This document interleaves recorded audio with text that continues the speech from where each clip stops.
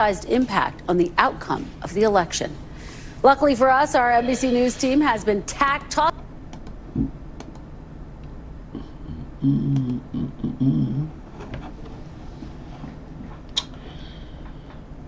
What's going on, chat? What's going on? What's going on? What's going on, y'all? It's your boy, Mr. DJ Grimlock. Mic check, mic. Mic check. It's on, but it doesn't sound like it's that loud. How about that? Does that work? Alright, I think it's good enough. What's going on, chat? It's been about a week or so that I haven't done a live stream on other platforms. Well, I want to thank you guys for being here. I am your boy, Mr. DJ Grimlock. This is Stay Woke TV. We're going to be doing a couple things on this stream. We're going to be listening to some hip hop news, and we're going to play a lot of Starfield. I'd like to thank all the people on Twitch, obviously, for being here. I want to thank all the people on YouTube for joining us. Trovo and all these other platforms. I want to thank you guys. Make sure you guys hit that like, follow, subscribe button, and welcome. I'm your host, Mr. DJ Grimlock, and this is Stay Woke TV. Let's go. Let's start with some Let's start with some academics. Some nice academics.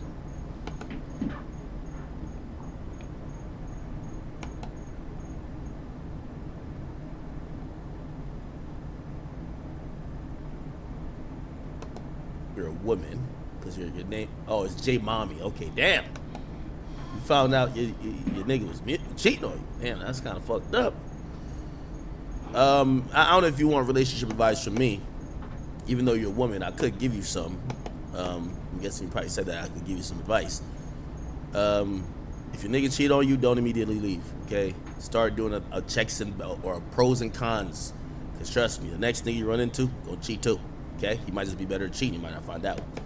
So, don't think of the act of cheating as, I'm out of here, okay? I see a bunch of chicks jumping from cheater to cheater to cheater. You know what I mean? And, you know, by the way, chat, you know the craziest saying? It's been stuck in my mind. Pause, no diddy. Yo, she might be a victim, but she not my victim. Yo, that's crazy. That was crazy. We do got a little Gucci third leg update. Now we're gonna touch on a bunch of things. Don't you worry. My man says she might be a victim, just not my victim. That was wild. Okay? Yeah, that was wild. All right, somebody said the Grammys. Oh, Young Thug tweeted. Okay, all right, bet. Anyway, let me explain to you why we got suspended on Twitch. I wanna just say salute to Twitch. Me and Twitch have been, partners for years. At points, I had an exclusive contract with them where they just wanted to encourage me to stream more. I gave you the full transparency breakdown with that.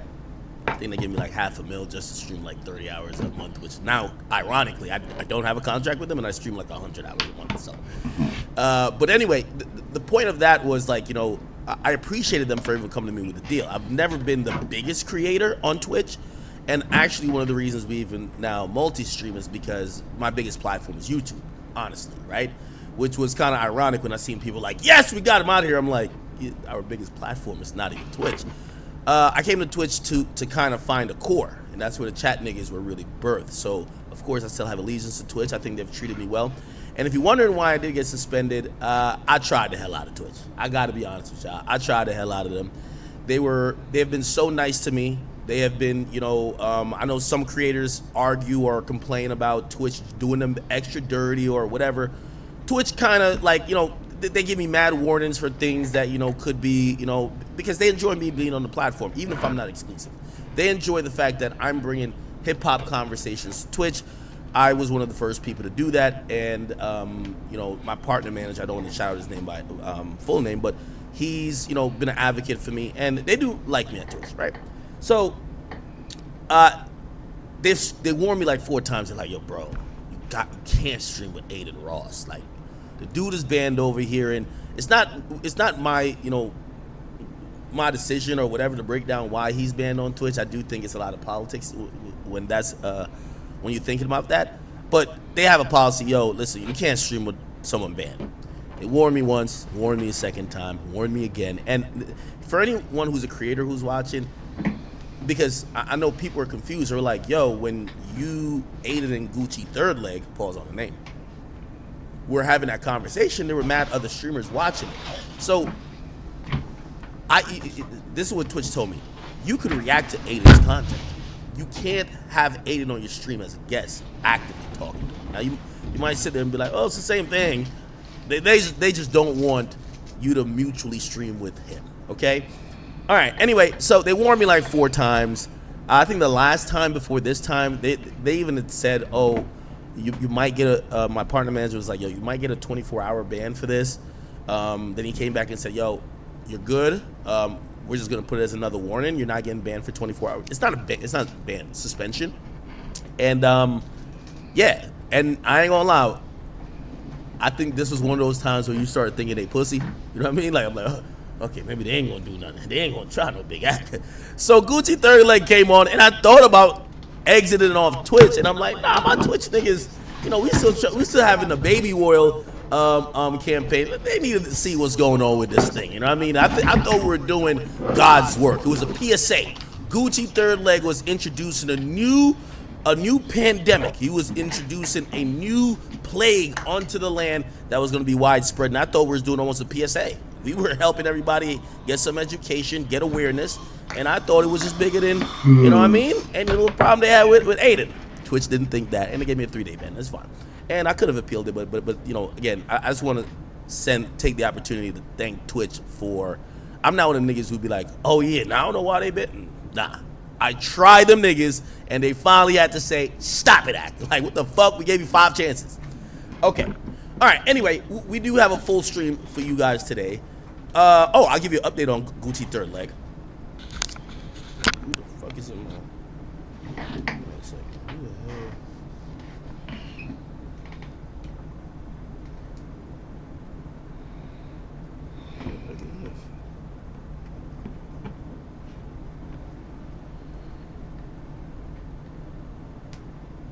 Anyway. Okay. All right. Who cares? Yo, so chat. All right. So the Gucci third leg thing got a little bit weird, and I do think it's got to a realm where I don't think it's necessarily content anymore. It's into a new type of realm. Oh my god, what the fuck is going on? My mom upstairs. So who the fuck is this? I think it's somebody trying to do some telemarketing shit. Not buying shit. Get the fuck out of here. Okay. So why is my mic the Gucci off? third leg kind of got a little bit. Right, that good. thing got a little weird. I'll give you some updates. That's what's happened. He kind of went ghost because we were supposed to come back the next day. I know I was like suspended on Twitch. I would have just done it on YouTube, which that's how we're gonna do collabs with Aiden. Me and Aiden, we're gonna do much more stuff, but we're gonna just do it on YouTube. We're gonna get off Twitch when we're gonna do that. So the Gucci third leg, the dude dips. Like we didn't hear from him the next day. We pretty much hit him up. Aiden hit him up, didn't respond. I hit him up. He finally responded to me, and I asked him a bunch of questions. And I could kind of read what was the latest status on what he, had going on. Give me a second.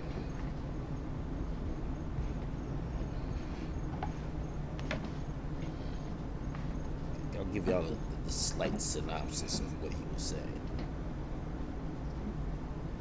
Okay. Gucci? Yeah, so I pretty much was like, yo, did you ever get the test? And there's another half to the story, which, again, I don't even want to get into. So he basically said, I'm taking legal action, so I can't speak much more on tests. So he didn't even tell me yes or no. I'm like, yo, bro, you took the test, you good? Like, was it positive, negative? He just stepped to the side on it by saying, yo, I'm taking legal action, so I can't speak much more on it, right? So you guys can take that as whatever way you want to take it, but he looks like he has lawyered up. And, I've also spoke to the young woman. Apparently, she's talking to a lawyer. And apparently other women that has been with him are talking to lawyers. So there's going to be a whole bunch of legal stuff that's coming down from this. And, you know, that's when usually the content stops, right? Regardless, there was some other people sending me like info and stuff like that. Apparently, you know, they were sending me old videos of the young woman saying that, you know, she had certain type of, you know, lesions or blisters, apparently or allegedly, as well in prior filming before this guy, and also like even like the second day. So some people have a theory that maybe she caught it from somebody else, but she's just blaming it on him. I didn't even like confront her with that, like, you know, allegation yet. I'm just like, bro, I'm kind of over it. I think what we could kind of just wrap that whole thing up by saying, if you're in the sex industry, y'all got to start being a little bit more safer. When I mean the sex industry, I'm really speaking about OnlyFans. Because I think the people in the porn world, like, especially the LA porn scene, we don't see this scandalous, like, shit going on, but it's because they just have way more rigid testing contracts and everything else that they have to abide to. So there is no gray area. And there's a lot of gray area when it comes to the OnlyFans industry. So apparently they're going to be in court, okay? Gucci Third Leg seems like he's done with his porn career. And, you know, we have the young woman on here. She says she wants to be an advocate for it. So we will see, okay? He also said he's sending images of her to his doctor to verify if she had some, like, I don't know, but it's gotten a little weird. But at least we got the content for that one day. All right? Okay. So that's that. No, I don't think we're getting no more on the Gucci. If you don't have it, just send the freaking. You know he got it, bro. That nigga got caught. I was having a conversation. I wish I could talk to y'all like just off the cuff, but here's the thing with when it comes to it's even like say HSV2 or herpes, right? Like the way how I talk about industry drama or gossip, I can't speak about that with people's alleged health issues. You get what I mean? Now obviously it's different when two people are making an allegation with just media and that's whatever. But like someone questioned me and they were like, "Yo, Ak, what do you mean like 60 to 70% of or I think I said 40% of people in the industry have that in your estimation?" And I was just like, so I was connecting again. This was a private conversation because I was saying names too. I was connecting the dots of who's been with who, and I'm only connecting famous people. But I'm like, this person was known to have had it.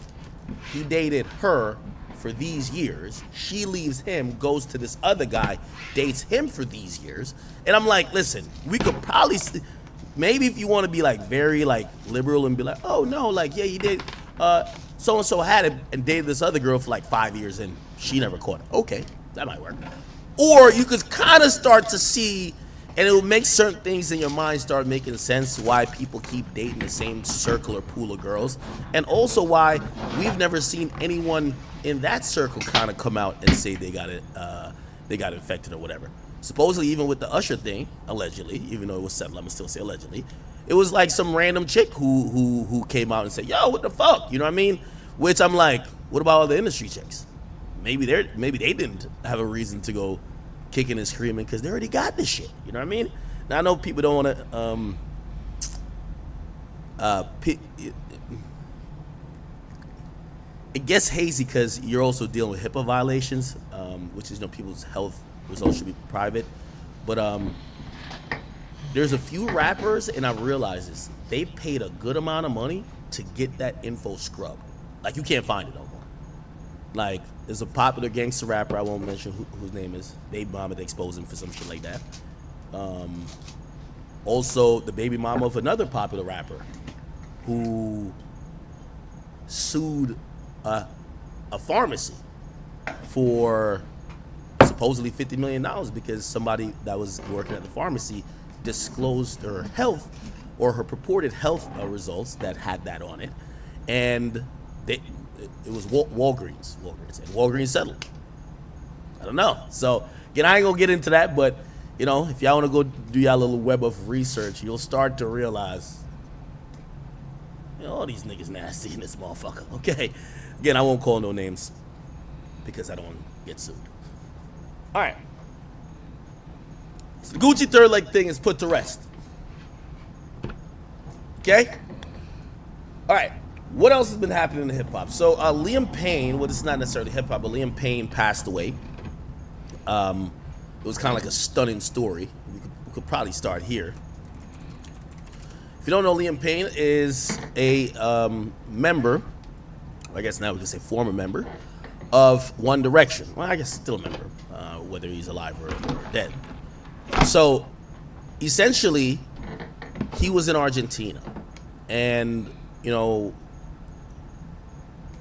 he fell to his death from a 2-story like hotel, and we don't know the cause of death, like whether he broke his neck or essentially how he died. I don't know why I'm thinking that if you fall, oh, you guys can't even see it. I don't know why I'm thinking that if you fall from like 2 stories, yeah, you might break some shit, but like you'll probably still be alive. But I guess if you know, some all like depends on where you land. has like they have like 16-foot ceilings, so like 2 stories is really like 4 stories in like normal apartments.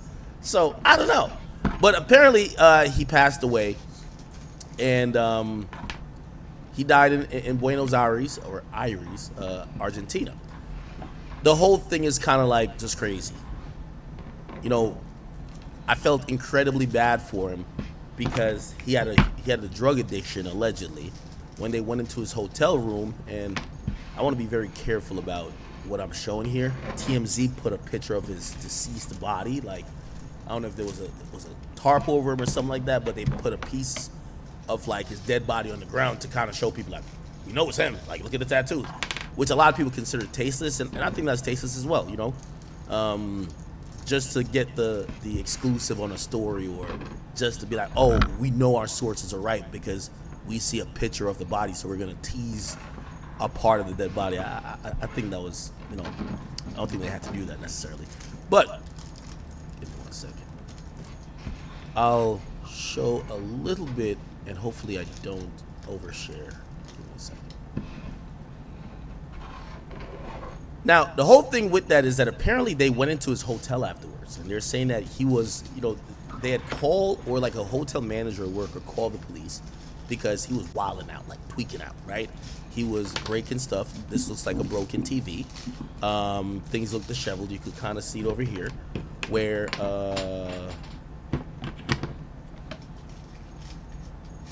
I'm gonna get to Young Thug's tweet afterwards, right? So it looked like he was like having like this almost episode, or just freaking out, and we don't know why. There's a lot of rumors coming out that supposedly he had been dropped from his record deal like a few days before, but regardless, we are led to believe that drugs was a part of this, right? Of course, initially the first thing I was thinking, I was like, damn, was he suicidal? And it appears that he probably wasn't. It appears that maybe he took drugs, went off on a trip, got a little bit manic, and events led to him falling off that balcony, or you know, falling from the 2nd floor. Was it self-inflicted, even though he was, you know, probably high? I don't know.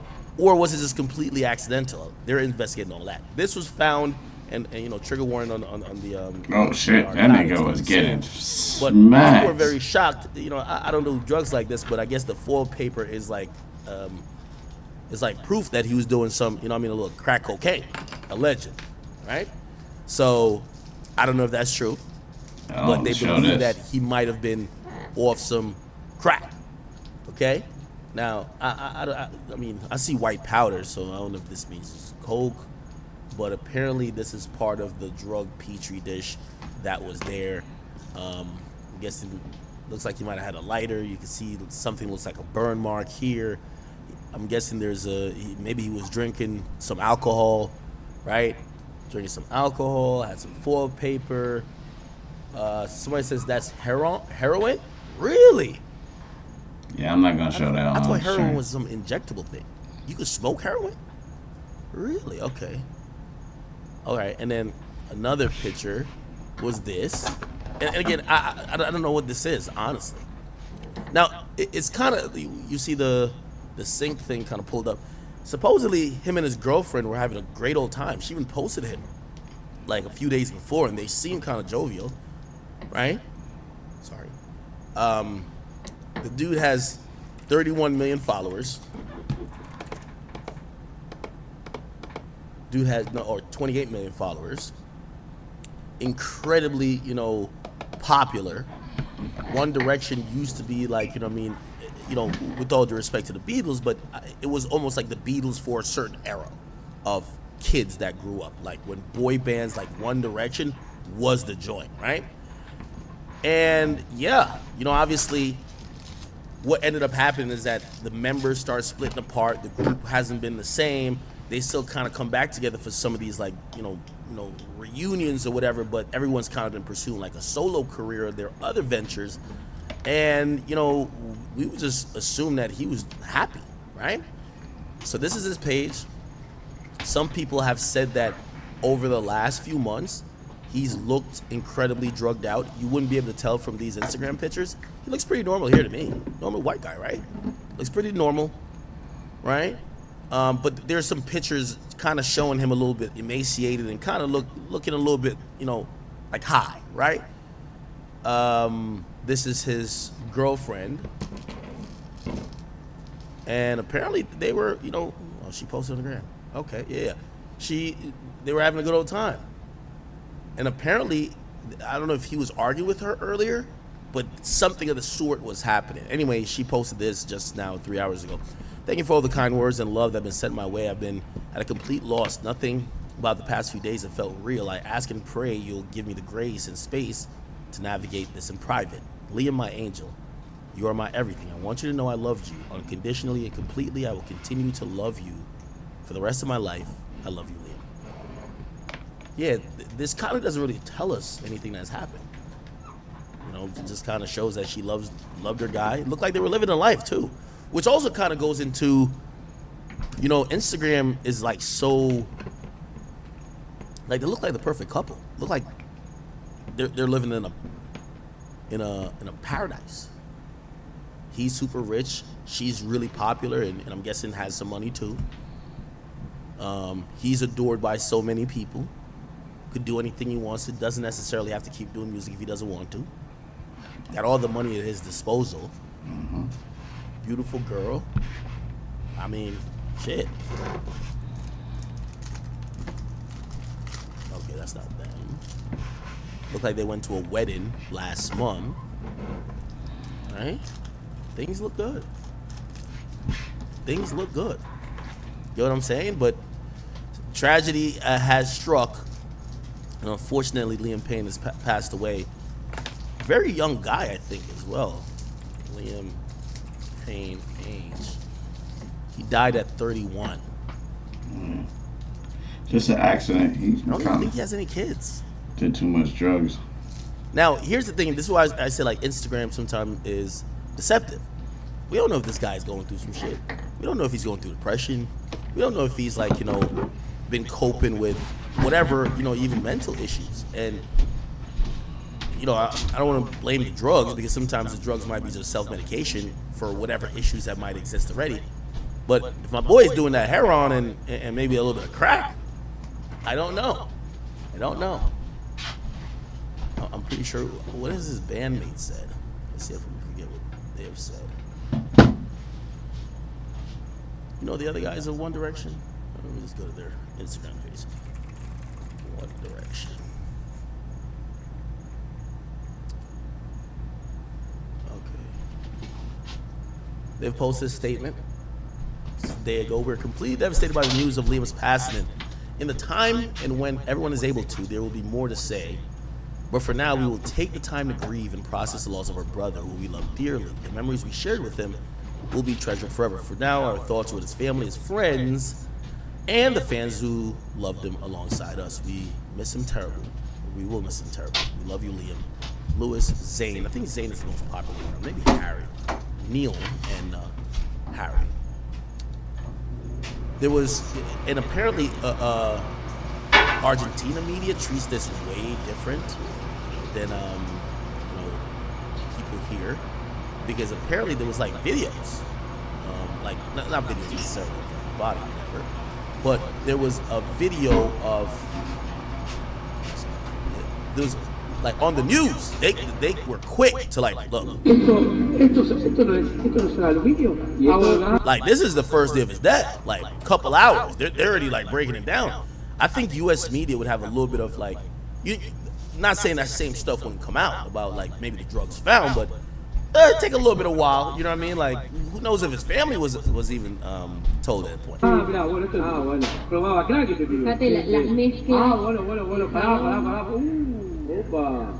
Mirá, Uy, mirá, acá se ve algún tipo de polvo blanco que puede ser cocaína o pasta base. Papel aluminio. Pero con esa guita tomen pasta base. Sí, crack. Es una cuestión de ese tipo de droga. No es por ser pobre o rico. En Estados Unidos el crack es un flagelo que I think they said that's the type of drugs in the United States. Crack.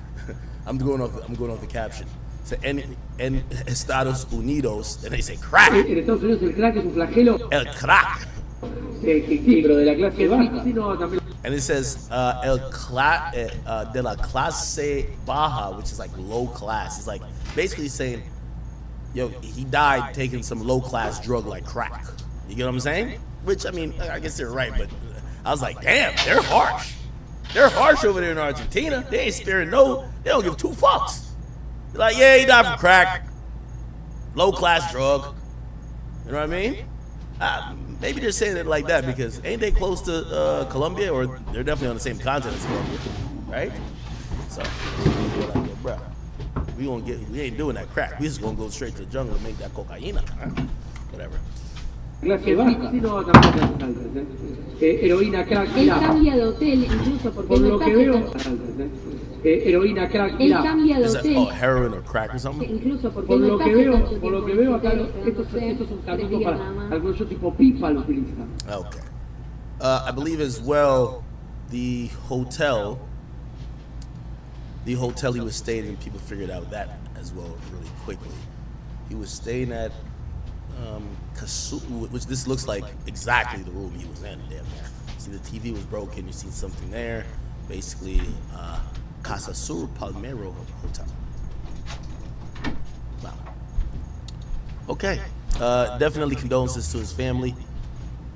You know, what I've realized is that sometimes what meets the eye, like when you have a lot of money and a lot of fame and you're that successful and you have a team behind you, it really takes you really to be on one, to be out here looking like with respect. Somebody like who am I saying? What's that dude? Mushquash? What's that guy named Orlando Brown?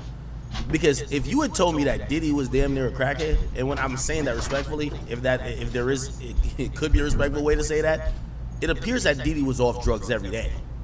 Because I was also thinking, I'm like, I drink a lot of liquor. Why this nigga got an IV in his arm every day? It looked like Diddy was pretty much drugging himself every day, whether for freak offs or just to like get by. But every time we saw Diddy, we just saw a hard worker. We never saw a drug addict. Did y'all ever think you saw a drug addict with Diddy? No, right?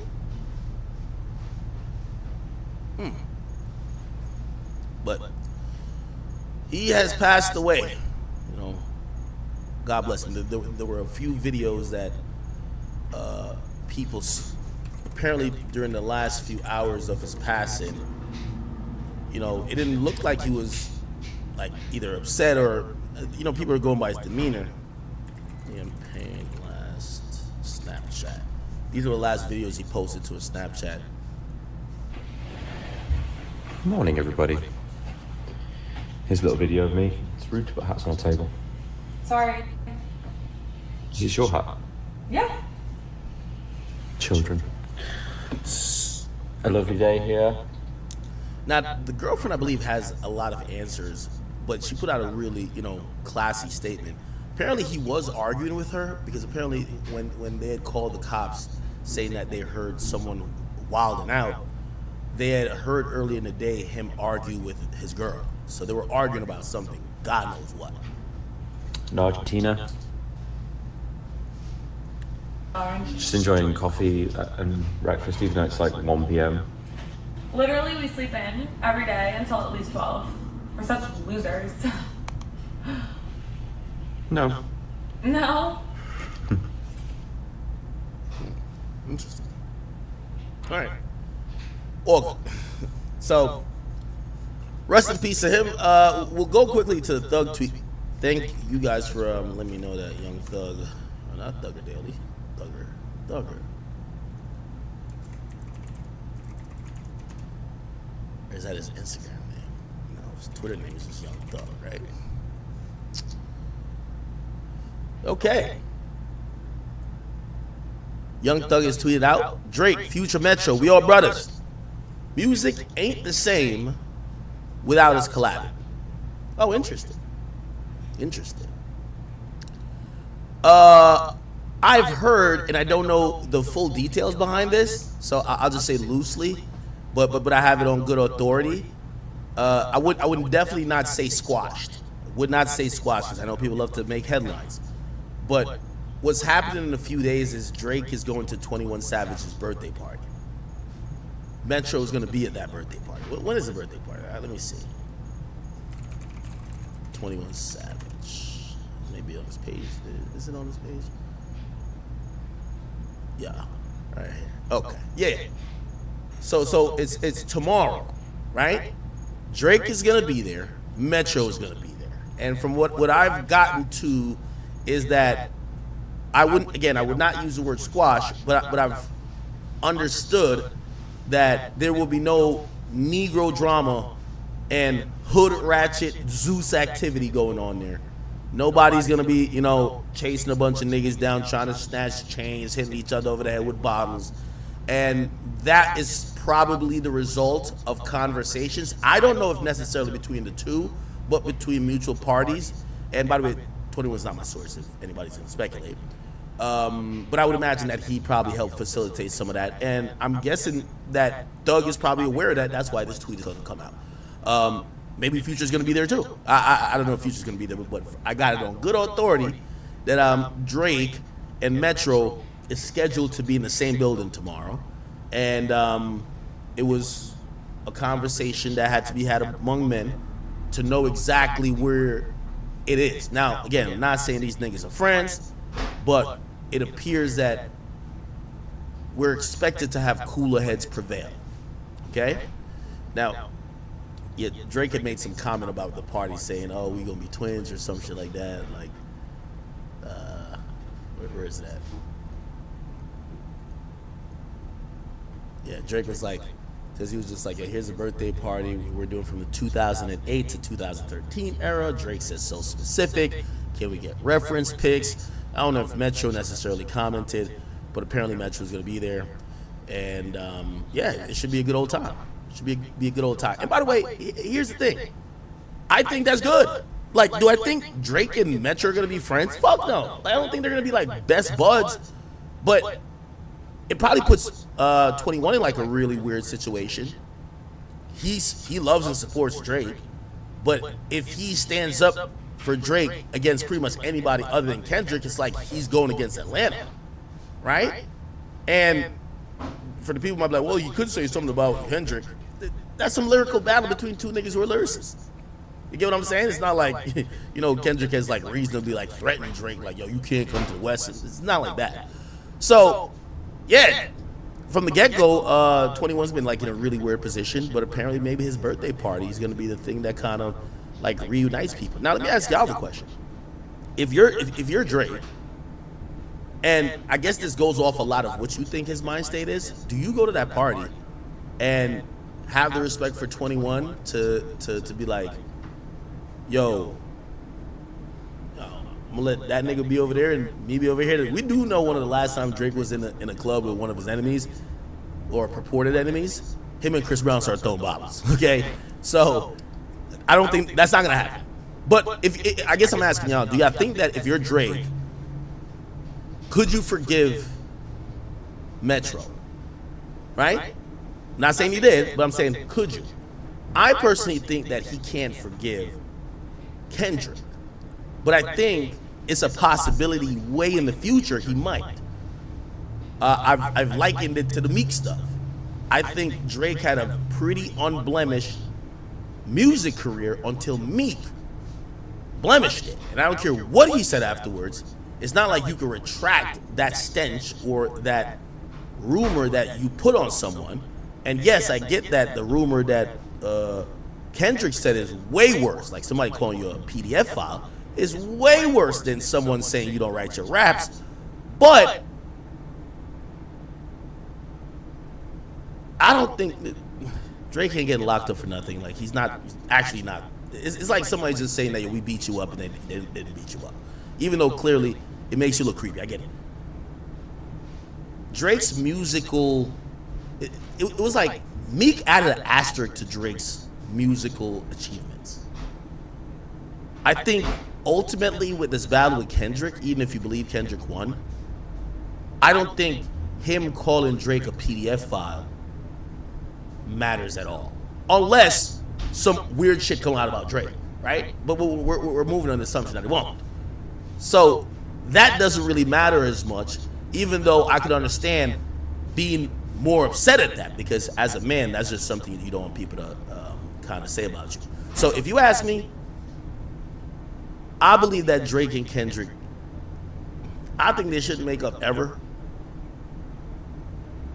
There was a strategic reason why Drake and Meek had to make up at some point. You know, because the wise man told me, if nobody finna die about this beef, eventually somebody gonna have to squash it, right? And Drake was moving around with a lot of niggas who was also cool with Meek, and it becomes this weird, you gotta be moving a certain way, and if one goes, the other can't go. It became a really odd situation, and a lot of people were in the middle, right? You gotta remember, Future's in the middle. You have all these like middle order guys who are like pretty much street dudes, and Drake was hanging with the street dudes. Like, it was causing like, all right, we gotta pick which one we're gonna hang out with for the day. That's why I think strategically that got patched up. When it comes to Kendrick, there's nothing that they need to move around, do together. It's like Kendrick is like fucking Ghost. He doesn't go nowhere. And respectfully, like he's not all over the place. So it doesn't threaten Drake's existence or Drake moving around. So there is no real upside for him to patch it up with Kendrick. Right? Now, will he patch it up with Metro? I think the most egregious thing with Metro is does Drake internalize? Does he internalize that everything that's happened up to and included the beef and the battle with Kendrick, does he blame that on Metro for Metro basically starting the 20v1? If that's the case, maybe, and again, it's all relative to Drake's success. If Drake is, even gets to another peak of hotness, pause, in a year or two, you can forgive anybody. Because, listen, when you're number one, you can forgive the loser. Right? Like, you could forgive Meek Mill for snitching on you or lie snitching about you when you beat his ass in a battle. You don't forgive the nigga who beat your ass or who set up for you to get jumped until you get your get back, right? So we'll see if he gets cool with these guys. But I do think this Thug tweet is related to that. I think Thug is in tune with what's going on. And also, Thug is probably like a 21 Savage in the situation where you gotta remember, Thug and Future was going at it for a while. I thought that was a little bit odd. Well, not odd, but that was a little bit probably interesting for everybody because both of them had like this stronghold on Atlanta. And, with all due respect to Future, it felt like Thug was more just a raggedy street dude who maybe just had more pressure that way, but Future's like the goddamn GOAT. So they finally patched it up. And maybe Thug is thinking that, Drake and Metro could patch it up. Right? Going from the lines that Drake said about Metro, it feels like there's a disdain there, though. Metro, shut your whole ass up and make some drums, nigga. But even then, I don't think any of those got too personal that Metro can't get over it. right? I don't think any of those got too personal that Metro can't get on the side. Let's see. And who knows? Could I see Drake and Metro working together in the future? All pun intended. KJ, I can listen to your song later on. I can't listen to it now. I'm on YouTube, so no music right now. But later on. Yeah. Could I see Drake, Future, and Metro on a track together? Fuck yeah. So we'll see what that is, but I do think this tweet is very... The timing is because probably some conversations has happened. So we'll see. We will see. Anyway. Atlanta finna be jumping. All right. Gucci had a whole message that he wanted to give to his roster of people on 10/17. He announced that he was dropping all his artists except for 2. Listen to this one, Jack. Hey, what's up, y'all? Listen, I wanted to make this announcement on 10/17 yesterday, but I just seen like my statement, my P&L with all my artists. You know, it's almost like a whole bunch of shake-up and it's a whole shit show in the industry right now. But when I look at my P&L and me being a businessman, I think that I'm gonna have to release almost all my artists except for Pooh Shiesty and Fujiano. This is a decision I didn't want to make. I thought about it. You know what I'm saying? I could keep all of them under the contract, but I said, hey, fuck it. Let's just make the unselfish decision and, let them take their talents elsewhere. So today, you know what I'm saying, I already reached out to all of my artists, you know what I'm saying, to their lawyers and whatever, and let them know that they're free to take their talents elsewhere. And I'm still looking for new talent to pair up with, you know what I'm saying, Pooh and Fu, and that's where I'm gonna put my focus. And I just wish them the best. And I just wanna let everybody know that, cause hey, that's where we at. Man, the music industry. Hey, what's up, y'all? Listen, I wanted to make this announcement on 10. Man, the music industry is in shambles, ain't it?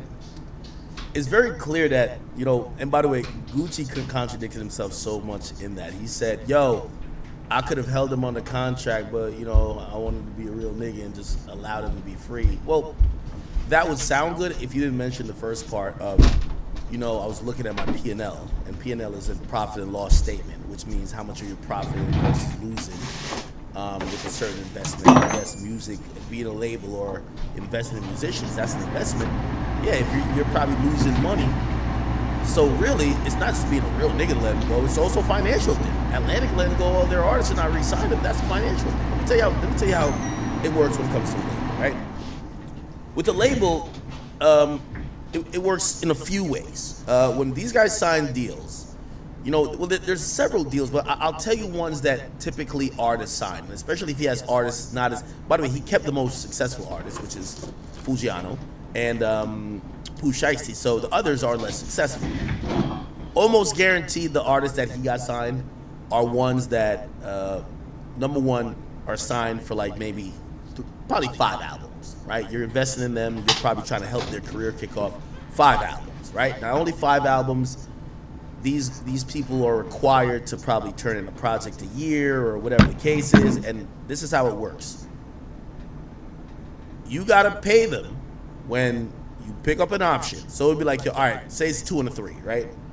Which means guaranteed 2 albums or guaranteed 1 album, then it's a +4 or +1, which means you have to pay these guys. So you gotta give them an advance as long as they're delivering the deliverables.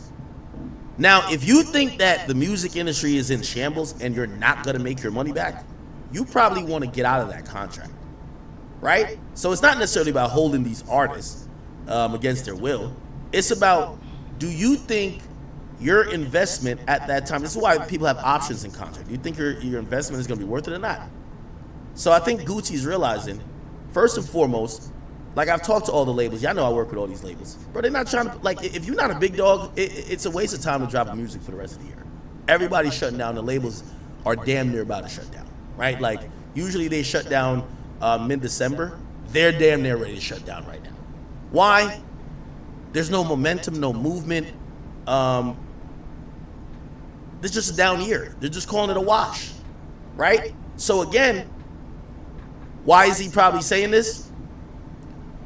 These guys not only have to probably get advances, right, and back ends, or half advance and then the other half when you pick up the option, half when the other one comes in, or they might just have some time markers in their contract, but they also might have overheads. Like, for example, in certain deals that people might have, it might have where they have their own imprint as well underneath 1017, right?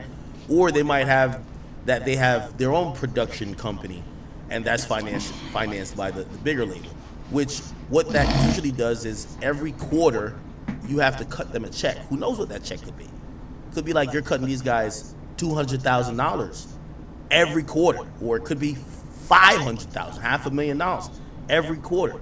Now, you know why you're gonna fucking get out of that deal or cancel? It's probably because it's time for an option, or you're not trying to pay out that fourth quarter. Like, once you get to October, it's the fourth quarter. Trust me, it's the fourth quarter of the year. Man, get out of these contracts, save that money. Music is not selling right now. And I'm gonna be honest with y'all. If I'm a new artist, I hope y'all listen to me on this. Don't be thinking about, for the next, things change. This is an industry that, you gotta work with ebbs and flows. In the next year, if you're not signed, don't sign. Like, just grind it up independently, because a label ain't down to spend on you right now. If a label should be a bank and they're not willing to spend, that's a problem. And if they're supposed to have all the resources and they're not willing to push you, that's a problem. So you might as well just be independent, try to get some organic buzz. And then in a year from now, because the industry will bounce back. Like, right now, I'm gonna be honest with you, this is a 2008 for the music industry. In 2000. All right, y'all watch Act real quick. I'm gonna be back in approximately 10 minutes, 15 minutes. In financial terms, it was a recession, right? Stock markets are like, abysmal descent there. That's what it is this year for the music industry, okay? Like, if you look outside of Kendrick and Drake, and they're back and forth, and there's a few, artists, like, for example, Rod Wave, just, he's about to do like 130,000. If you look outside of that, nobody's selling shit. So this is the recession year for music, and if I'm a young artist, I don't sign in the next year. Sign when the labels are back to their peak, because if the label can't help you at their peak capacity, or they're not operating at the peak capacity, why bring your buzz over there when you could get 100% of, even if it's 100% of 100% of $50, or let's say $30, is more than 2% of $100. You get what I'm saying? Anyway, he's keeping the right artist. I do think that whenever Pooh Shiesty get out, I think he got like 2 more years. Pooh Shiesty's gonna be on fire. Pooh Shiesty's gonna be going crazy. That's my guy. I know some people, especially like whacking everybody on Clubhouse, have suggested otherwise, but I think people have a lot of respect for Pooh Shiesty. He took his time, shut the fuck up. You don't see him kicking and screaming and crying like, oh, this wasn't fair. He seemed like the consummate street nigga. Like, he know what he did. Shit, did he kind of blow a chance because he had momentum at the time? Yeah, but shit, he was keeping it in the streets, and shit caught up to him, did his time, and he finna come back out. Can't knock him, all right? Can't knock him, all right? What are y'all talking about now? Somebody said, marketing just changed. What? It's not necessarily that marketing has changed. The companies don't want to spend money no more. Bro, these companies are literally downsizing. Half of the executives, bro, put it like this. Like, all them executives from Atlantic you see got fired, bro, they're getting paid like $2-3 million a year. You get what I'm saying? Yo, get them off the books. Fired. Bro, they're probably clearing out $15 million a year in paying executives. Get them out of here.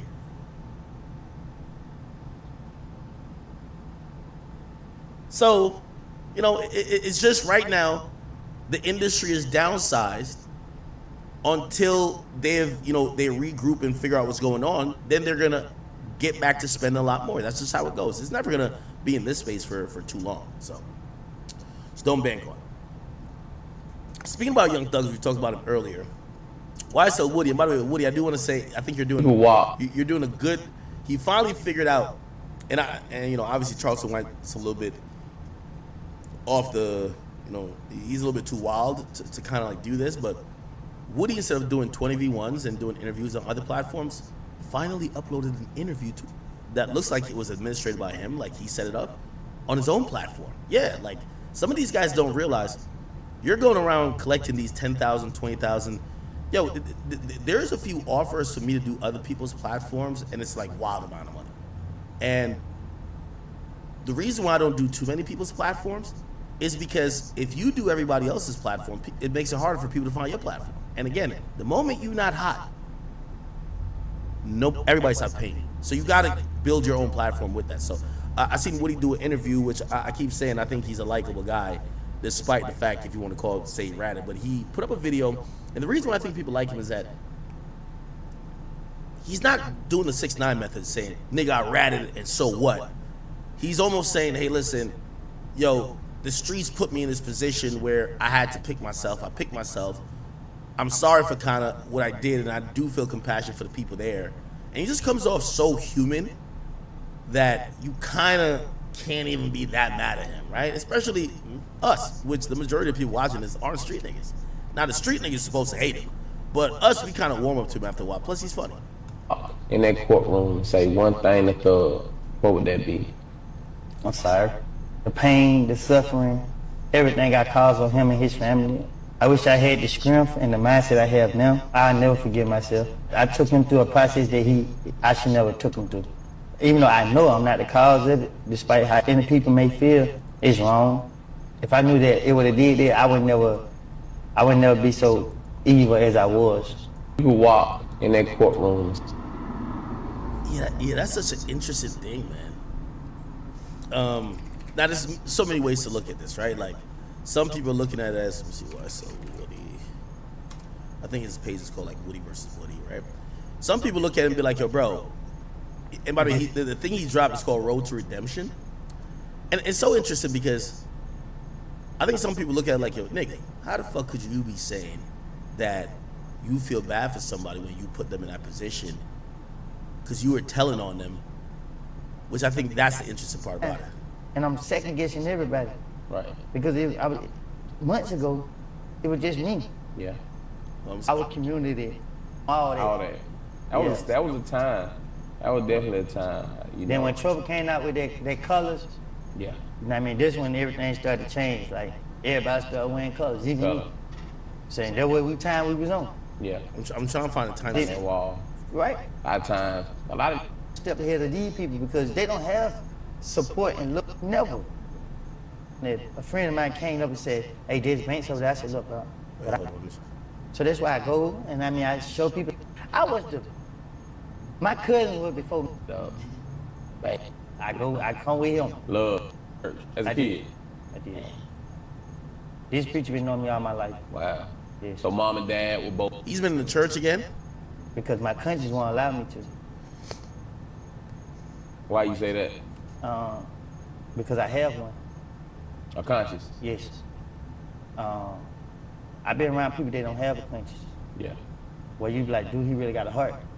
And I gotta maintain an image in front of this person because if this person see in a weakness, he might not have no heart towards me. Yeah. Well, I'm pretty sure he didn't have a heart towards me. So it's just like, I had to carry myself in a different It's to Charleston White, bro. Man, my life is so crazy, right? That the people that have died in my life, they're not just people that I know. Yeah. They're people I'm actually close with. Love. People that I wake up in the morning and ride, saying that way we was on. Okay. So yeah, I think people are kind of getting a little bit used to him, and obviously we're gonna have to see how things change when Young Thug comes out. I do have a suspicion that when Young Thug comes out,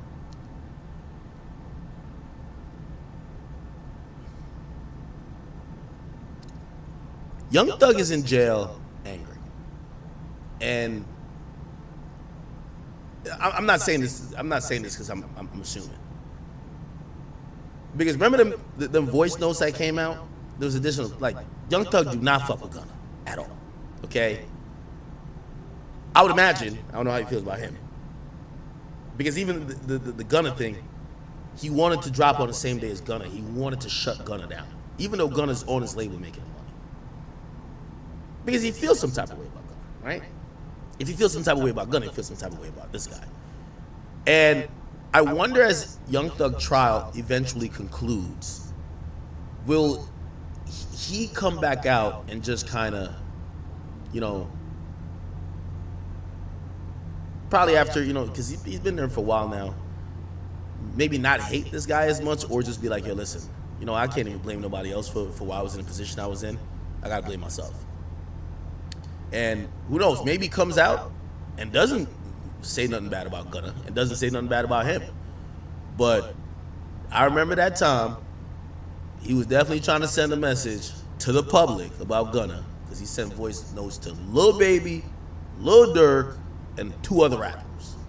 And those voice notes were supposed to be included, I think it was supposed to be included on like some interlude or something like that, but not the whole thing, because like he was aware that they recorded the voice note or the jail call.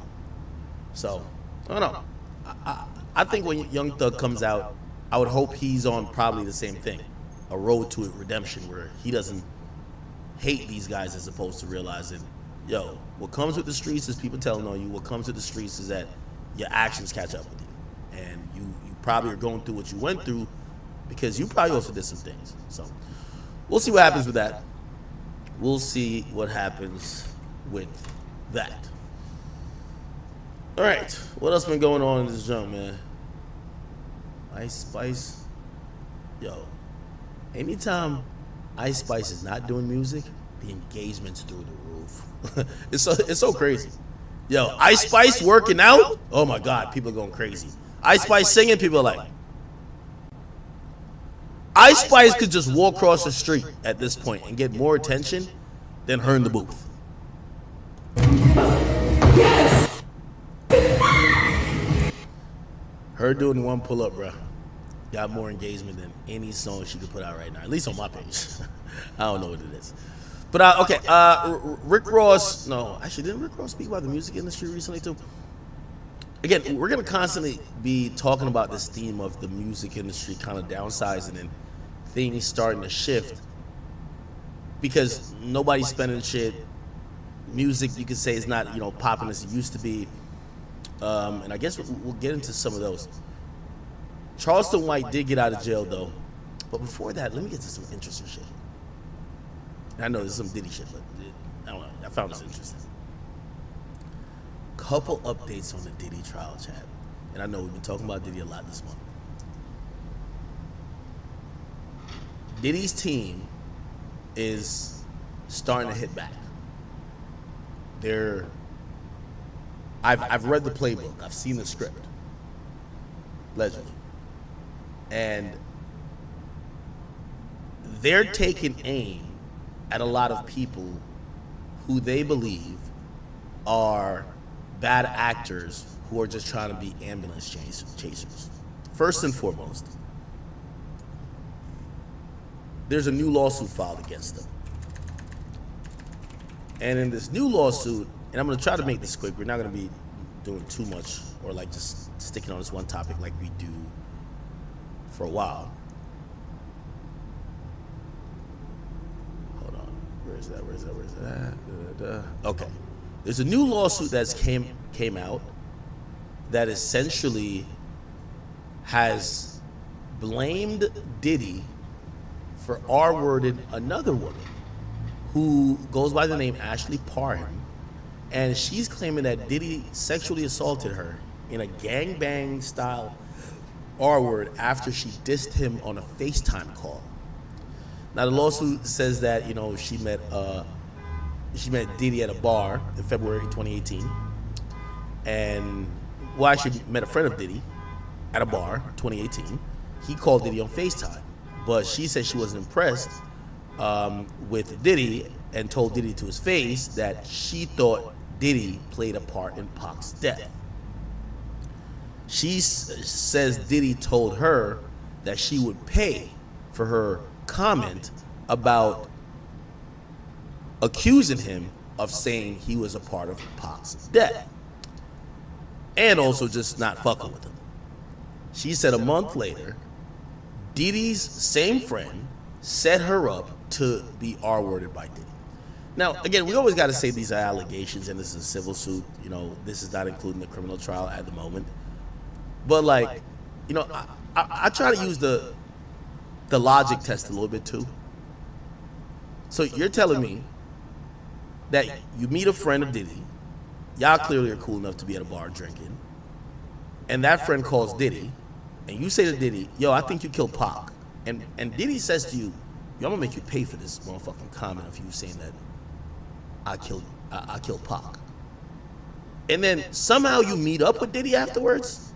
Now I know she's saying set up, but it's like, shit, if I heard that coming from Diddy, I'd be like, that's the last person I want to be around. Anyway, she's saying that same friend set her up for Diddy to R-word her. Now, she's saying that the man she met at the bar invited her over to his Orinda, California home, and when she was there, Diddy just showed up. And told her she thought she would never see him in person. She says Diddy held a knife to the side of her face and told her he would give her a Glasgow smile. What the fuck is that? What's a Glasgow smile?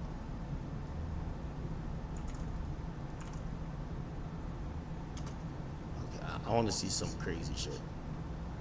I think that's some Joker shit. Like, you know, the Joker, basically like a cut here.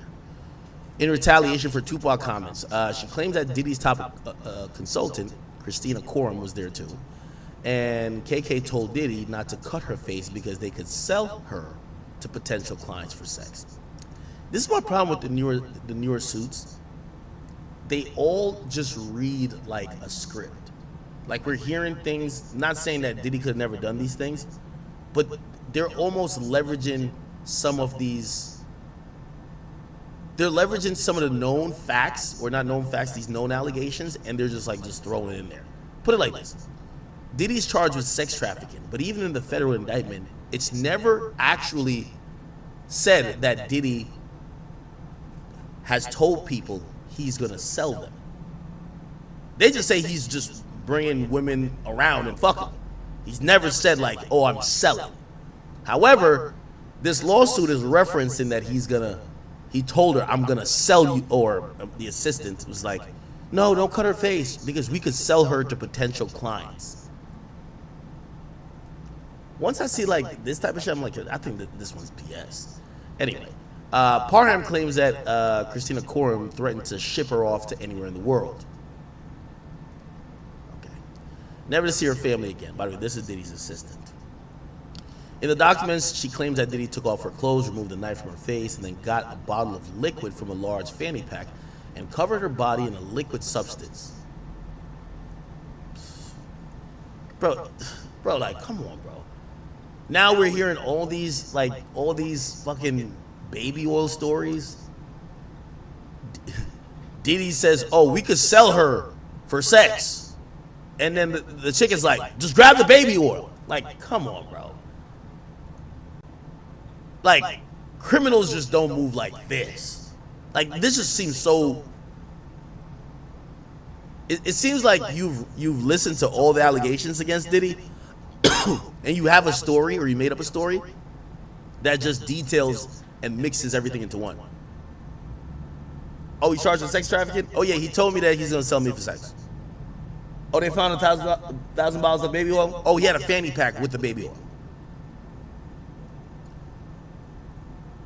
He took off her clothes, removed the knife from her face, and got a bottle of liquid from a large fanny pack, covered her body in a liquid substance. She says Diddy, so the alleged victim said Diddy and Christina Coram tried to insert something into her vagina that they referred to as a IUD, but it malfunctioned. Diddy then picked up a TV remote and violently inserted it into her vagina, using the remote to violently R-word her.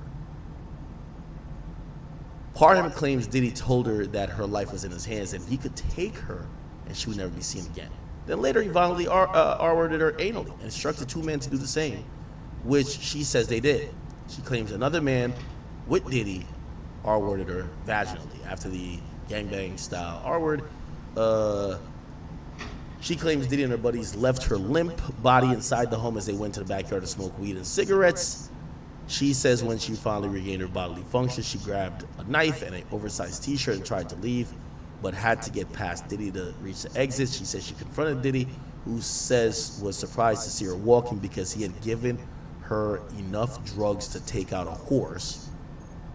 She claims Diddy told her he hadn't had any ass that tight in a while and offered her money and told her to say everything was consensual.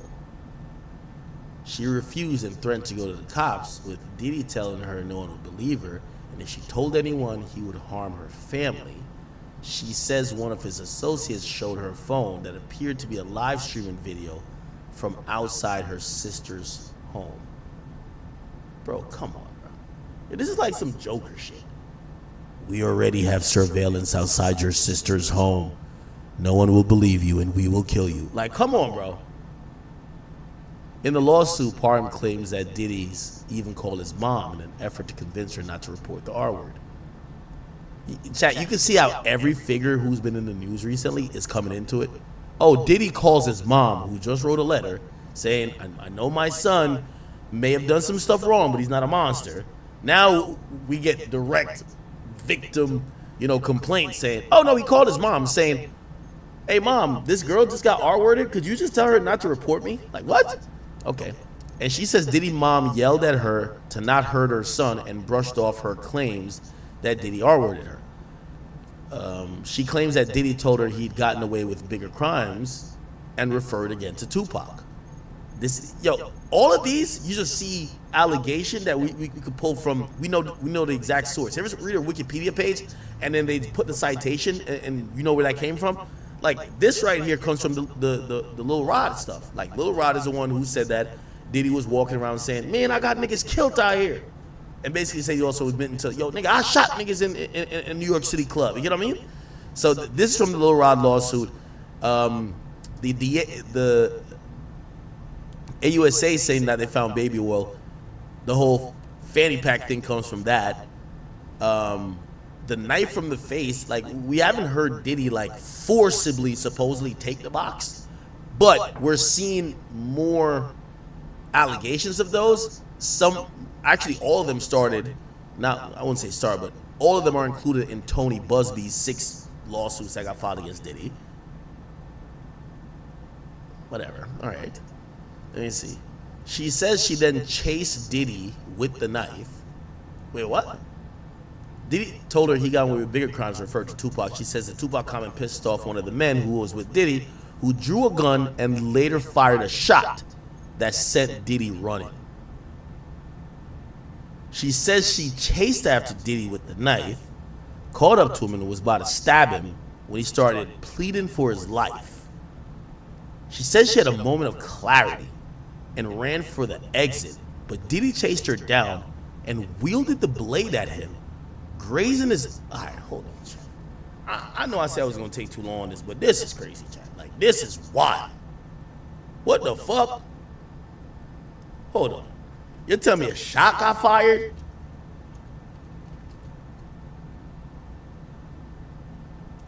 Hold on one second, chat. I just got to see what the fuck is going on. Give me 1 second.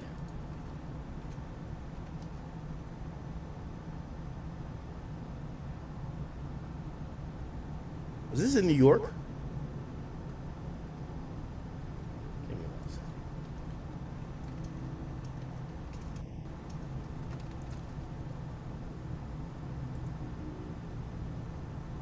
Yeah, give me 1 damn second, man.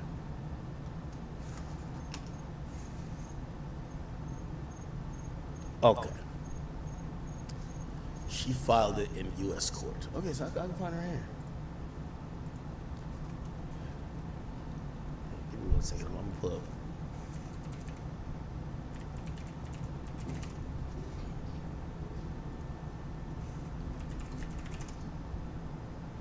Yeah, I wasn't even gonna pull this up, but this just seems kind of fucking crazy.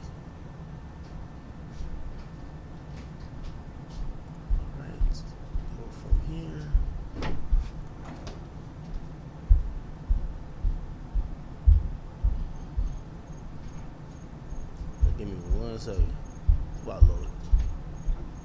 This shit just reads like a novel. Like, what the fuck?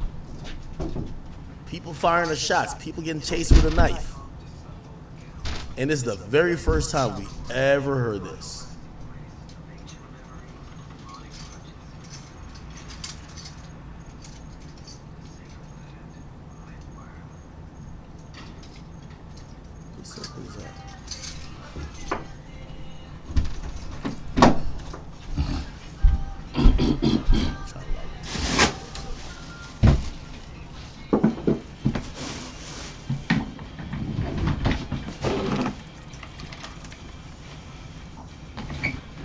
I thought this was gonna be some simple shit. This shit read like a movie.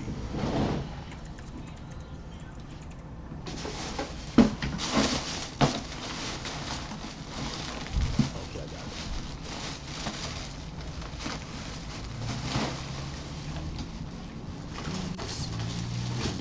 Wait.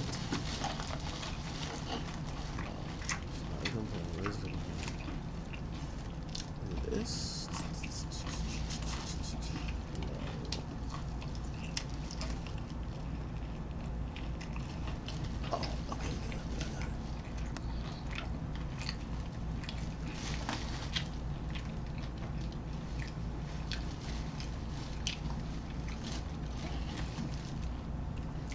All right, here we go. All right, now,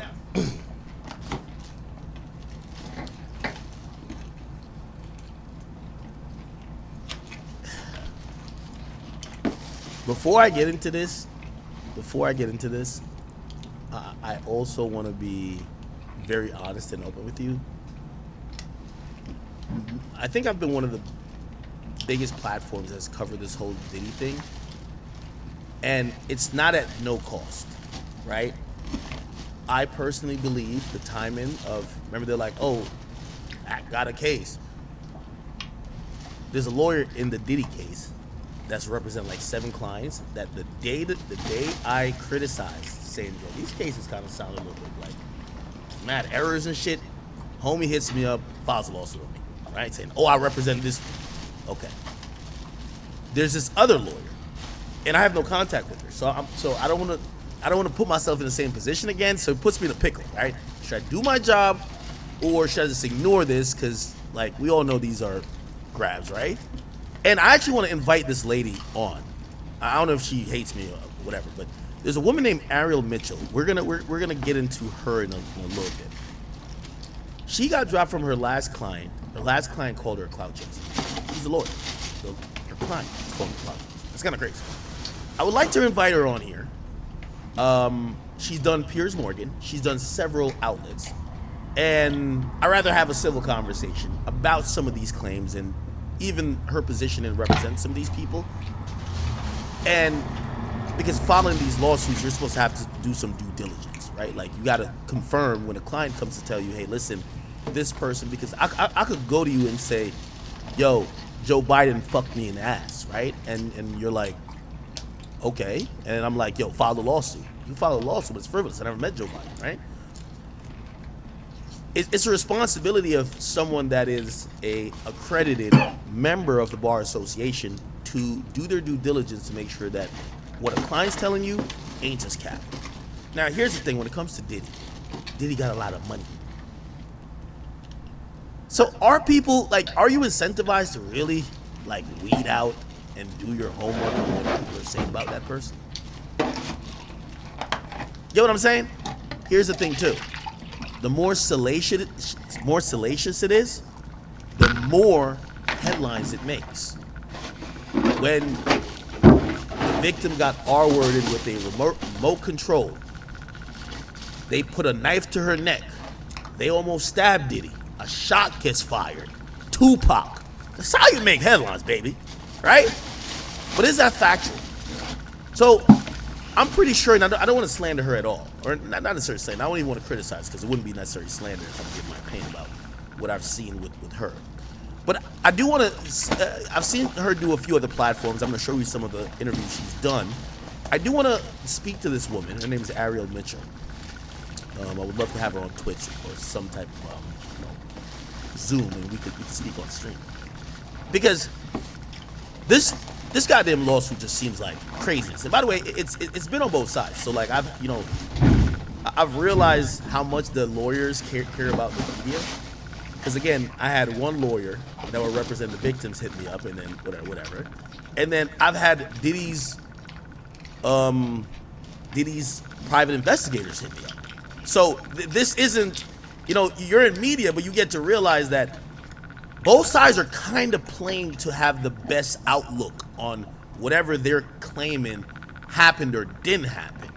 Which my job is just to give y'all the news and entertain y'all. But then you realize that these two sides want to control you, which is very important, right? Because if you're the conduit and you're the media, they want you to, like, I'm pretty sure Diddy's, private investigators want me to get on him and be like, yo, all these hoes is lying.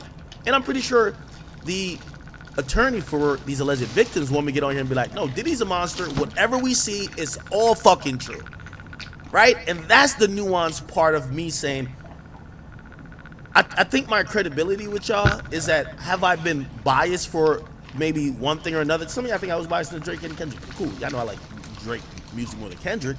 But I think most of all, y'all kind of look at me as, yo, he's a logical guy, smart guy. I don't know if you think I'm smart, but like, yo, if he sees 2 + 2, he's gonna come up with 4. He's just not gonna lie to us and say it's 1, right? Or say it's like 22. He's gonna be very logical, and he has at least some type of base on what regular humans would do, so he could make up at least an opinion to say, that doesn't seem right, or actually that seems exactly how some shit like that would go down, right? So I have to say that because when I pull this up, and I'm gonna tell you where we're gonna get to, and I'm telling you, I'm predicting the future. Part of what Diddy is going to do, and this is what Diddy's team of attorneys, right now UMG team of attorneys are doing this. There's 3 people they're gonna wage war on, and it's the 3 attorneys that are just like, some people would say ambulance chasing, because they have multiple clients suing one guy. So they're gonna attack the 3 Thank lawyers, you for the follow. because Thank if you you. attack the lawyers, the cases look flimsy and then maybe fall apart. Thank you. Right? Because if the representation seem like they've been capping or they've been doing the most, the person who they're representing looks a little bit weak because they're getting represented by whatever. The 3 people is Tyrone Blackburn. That's the guy who represents Lil Rod, Liza Gardner, and a few other people. We'll get to him in a second. Tony Busby, because he's coming with allegedly 120 lawsuits. Like, come on, bro. Like, some of these lawsuits just seem crazy. There's 4 niggas and 2 women. At least the first 6 that was filed. And from what I've heard, Ariel Mitchell is in that list as well. From what I've heard. Now, why only those 3 versus other people? It's a couple of things, and I'm trying to explain to y'all. Tyrone Blackburn is, I don't think he's been doing law for over 10 years. What lawyers usually do, they go to law school, they pass the bar, they work for some firms, they keep getting better jobs as they try to, whatever, and they eventually make something called partner, right? Or sometimes they go on to become part of the DA's office, and then later they create their own firm, right? Or they then do a partner thing, right? These are, by and large, lawyers that are just kind of like, for example, Ariel Mitchell, law office of Ariel Mitchell. Very different than the lawyer for Cassie. Cassie's lawyer, I think, is Wigner. Am I tripping? Cassie Ventura. Cassandra Ventura, lawyer. Where is that? Yeah, it's Wigner. I could just look it up. Wigdor. Now, this is a huge law firm, right? This is a huge law firm, and I'm not here to promote one lawyer or talk down on lawyers versus another. But this law firm is like a huge entity. Now, here's the thing that happens in civil court.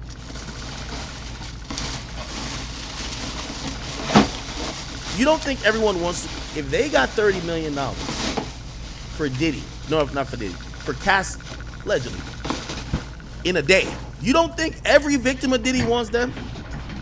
But here's the thing.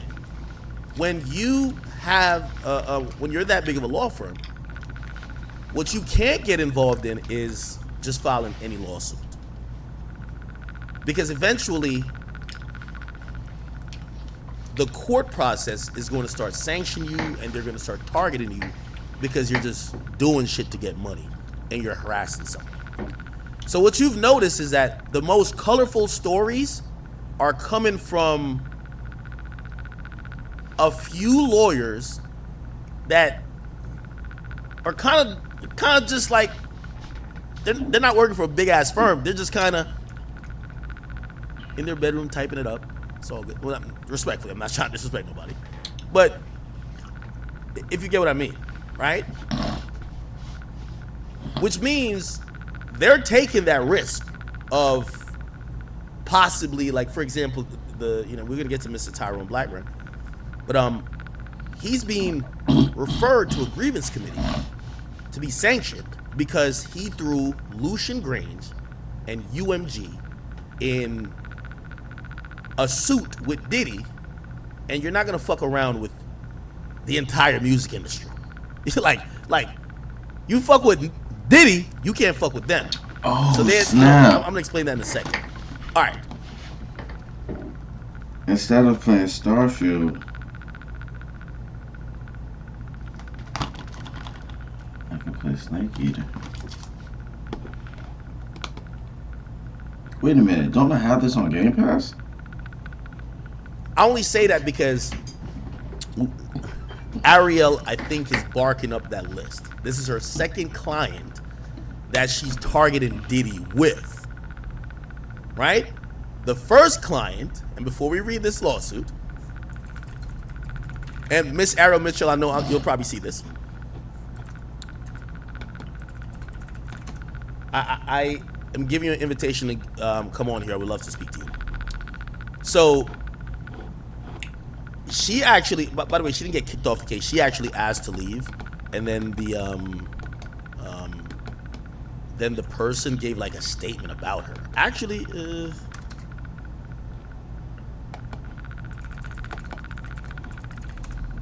me see.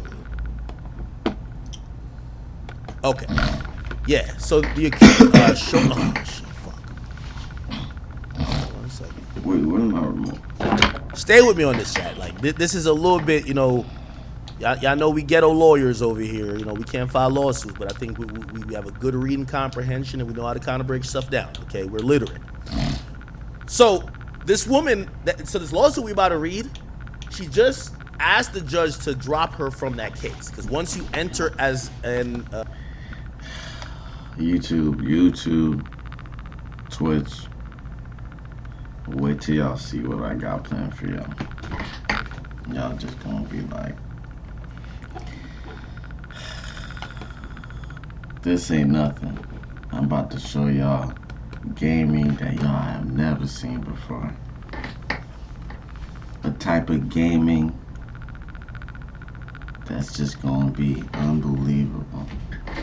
No, wait, I haven't shown y'all shit. I promise y'all gonna be like, damn.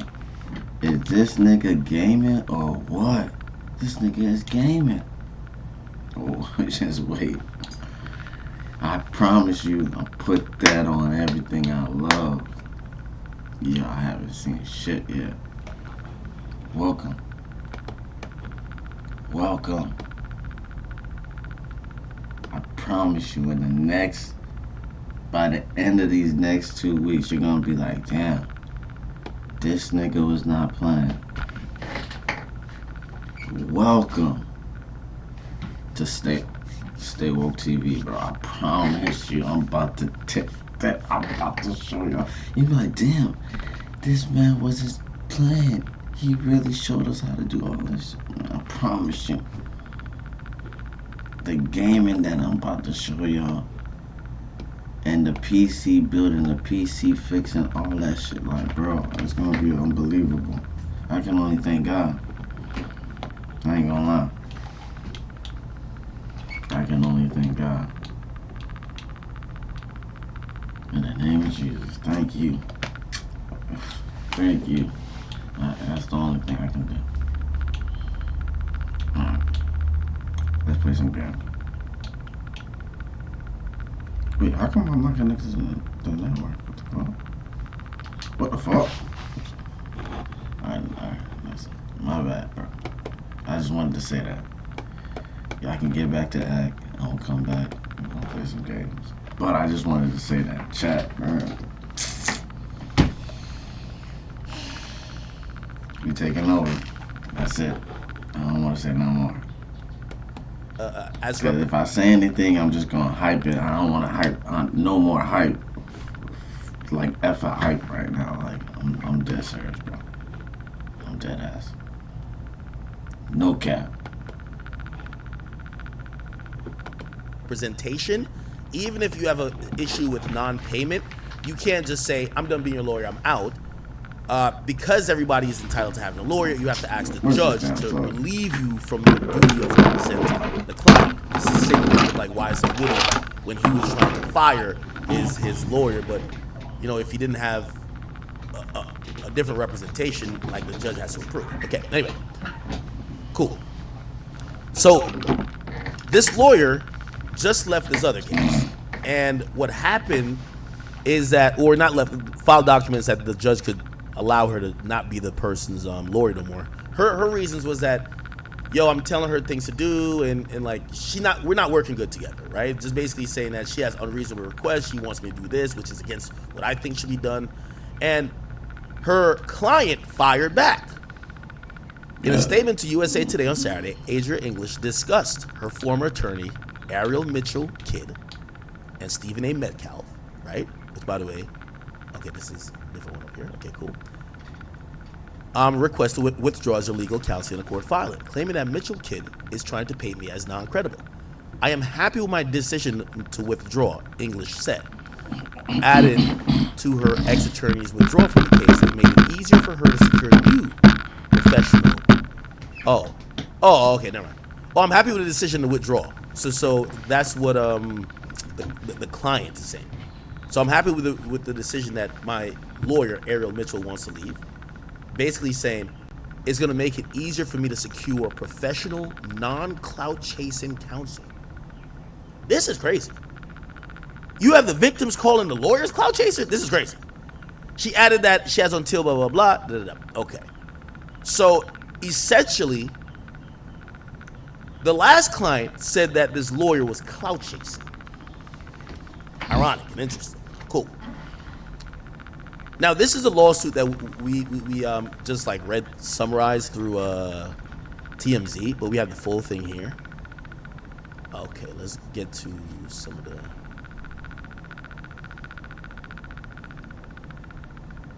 Let's get to this crazy story. This story is. Wow, they have 15 causes of action. Actually, 16. Jesus Christ. 17. All right.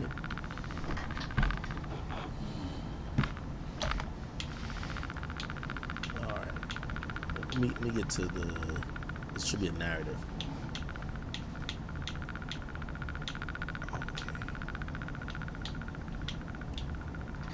Okay, here we go. Good. Perfect. Here we go. This is supposed to be what's called the factual allegations portion. Okay. Jesus Christ, this is a lot. When is Black Ops 6 come out? So apparently Diddy is the only person named. Actually, Shane. This one's named Shane too. Okay. I don't know what that is. Okay. So we're at the part where they're in the backyard with the gunshot going off. Oh my God! Look at this chat. When the defendant finished R-wording When the defendant R-worded the plaintiff, KK entered the room to examine the condition of the plaintiff, who was barely able to move or control bodily function. Defendant KK examined the plaintiff to see if, see if she needed assistance, and was about to give the plaintiff an IV fluid. See, that's the only part about these allegations. We know Diddy uses IV fluids, but it just seems it seems too scripted, right? Like, all right, grab the IV, grab the baby oil, grab the IV. Like, come on, right? Plaintiff cannot be certain. See, we have a typo here. Cannot be certain if she did or did not receive such intravenous intervention. Defendant KK opened a different bag, different than the one that defendant Diddy removed the oil from. Where the plaintiff, see, it says oil. Did they say baby oil? Let me see. Hold on.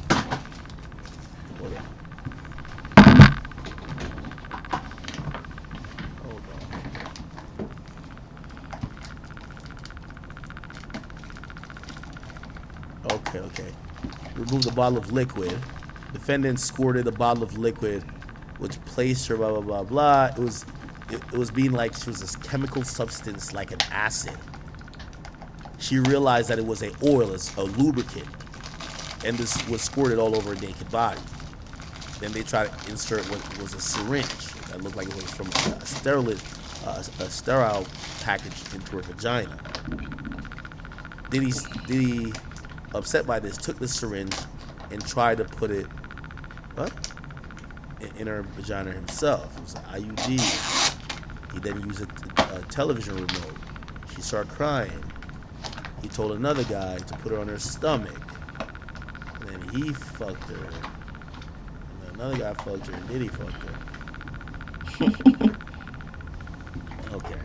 Instead of immediately they doused her with some more oil and lubricant and jumped on top of her, treating it like a slip and slide. Oh my God. They said instead of immediately R-wording her, they put more lube on her or baby oil, jumped on her, and used her as a slip and slide. Like, what the fuck? Knocking the wind out of the plaintiff due to his enormous size. He then caught himself from sliding over the oil body of the bed. Then he began R-wording the plaintiff vaginally. While Doe 1 was R-wording her, Diddy sat in a chair near the bed and began masturbating while recording. See, it's like again, we know that this MO, like, yeah, Diddy did some or allegedly did some of this stuff, but they have everything in there, the baby oil, the recording, he's masturbating over there. He has, who knows if these defendants are sex workers? It sounds like they're just trying to repeat what Cassie said, but add on to it with some of the other stuff. Because Diddy never, did Cassie ever mention baby oil or lubricant like that? No, right? But it's now in the news because of the search. So you throw that in there. Then you throw, all these other things. Okay, cool. Another party's phone fell on the bed near the plaintiff. The plaintiff attempted to grab the phone, but it slipped out of her hands and onto the floor due to the oil and lubricant that had been doused all over her person by defendants Diddy and Doe 1. Throughout this violent gangbang style R-word, Diddy made constant belittling remarks to the plaintiff, including that he owned her now. Her body was becoming more and more limp over the course of the violent R-word until she eventually had no control of her body or could move her body. When they were finished R-wording her, KK came into the room, examined her, was about to give her an IV. The plaintiff was certain that she did not receive, so she didn't get the IV. She then opened a different bag, different than the one that Diddy removed the baby oil from, where the plaintiff observed several medicine bottles, IV bag fluids, and other unidentified powder like drugs. Defendant KK removed a pill from one of the medicine bottles and gave it to defendant Diddy. Diddy inserted the pill into the plaintiff's mouth and down her throat to where the plaintiff had no choice but to ingest the unknown pill. Diddy, these other people, then exited the residence to the backyard where they smoked marijuana and cigarettes. The plaintiff remained in almost lifeless state in Diddy's... Hey, we're back with another episode of Before You Buy, the show would give you some straight up gameplay and our first impressions of the latest games releasing. As usual, it's me, Jake, and today we're talking about the Metal Gear Solid Master Collection, Volume 1.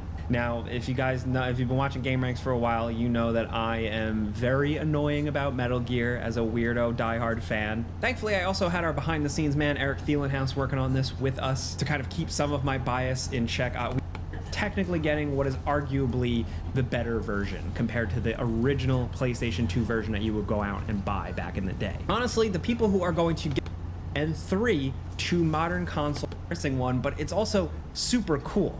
And the best part about them is that they're also some of the best, most fun stealth games as well. So it is unfortunate that it's taken this long for a lot of these games to get a proper re-release on modern systems, but something is better than nothing, and that's really the best way to describe the Metal Gear Solid Master Collection here. It's better than nothing. Now, if you're casual with this series, or maybe you haven't played them in a decade, it's fine. But for the discerning nerd, there are some problems. Now, we'll get to that, but here's what it is. It's bringing Metal Gear Solid 1, 2, and 3 to modern consoles in HD quality, and in this case, it's kind of literally because the Metal Gear Solid 2 and Metal Gear Solid 3 are just straight up ports of the HD collections from like the Xbox 360 PS3 days, specifically done by Bluepoint. Like it's like to the point where even the info on the start screens are the same. So they just ported that over here. They were pretty good ports, little tiny things aside, so that's good. So you're not technically getting the original version of the games or the enhanced versions titled Metal Gear Solid 2 Substance and Metal Gear Solid 3 Subsistence, but like this newer version of both games missing some features, some compromises. I mean, in Metal Gear Solid 1, it seems like it has the version where Johnny has pants on instead of like a pixelated, blurred out nudity, and this is unacceptable censorship that I will not stand for. So there is still evidence of Konami making some weird little decisions here and there, and again, this is first impressions. I expect as more... Alright, bet. I was trying to win. I'm like, so do I have the first? So yeah, I have all of them. I didn't know that. I guess we should just jump into that. I mean, we don't have Metal Gear Solid 5.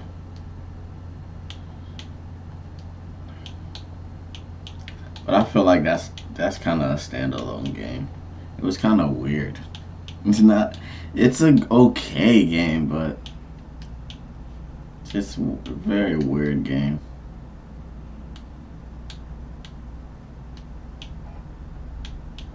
They kind of messed the story up when they did all that. They like did too much.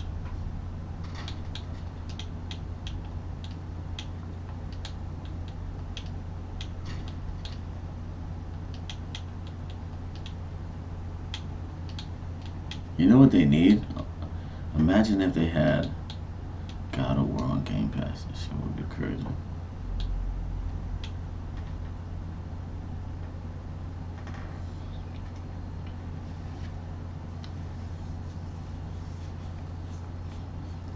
See, I'm not only saying that it's going to be savage because of, you know, we do have the Xbox 360 coming soon. Actually, it's coming soon. Yeah. In a year or something. The brand new 360.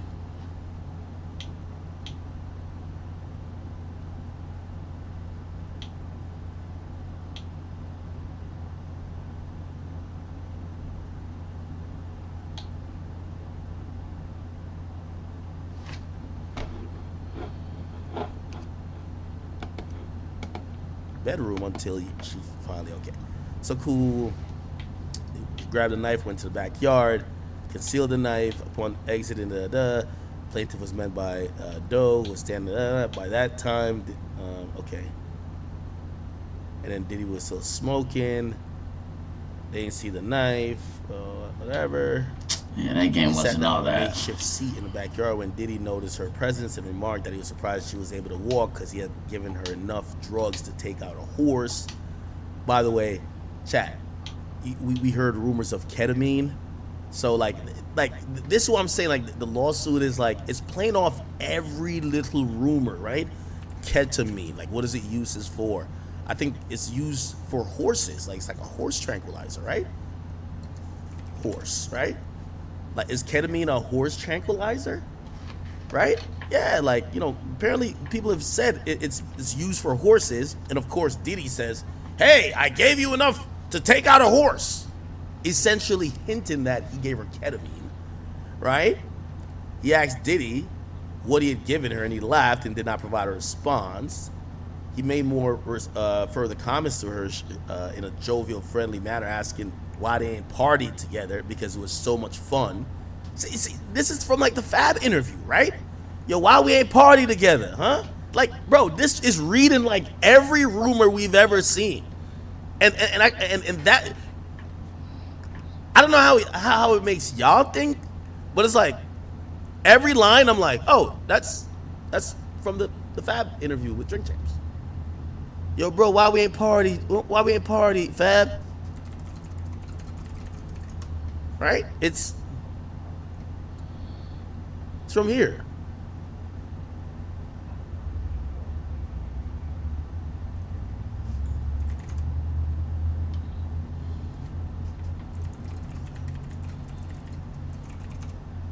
Right? I got Mr. Lee. Yeah, I love this drink. Where you put my bag? I like when you like this, Daddy. Yeah, where you put my bag? Daddy, I like when you scrambling and scraping for shit. No, I got like that. Shit. You know, I'll be practicing. I got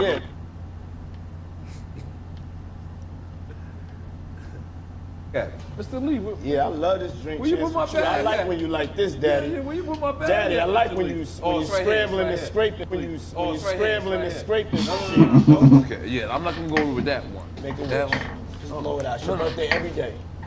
Every day's a birthday on Drink Champs, goddammit. I'm in. Look back on where I became. Did you miss me though? For real? Because I'm saying it seems like a thing.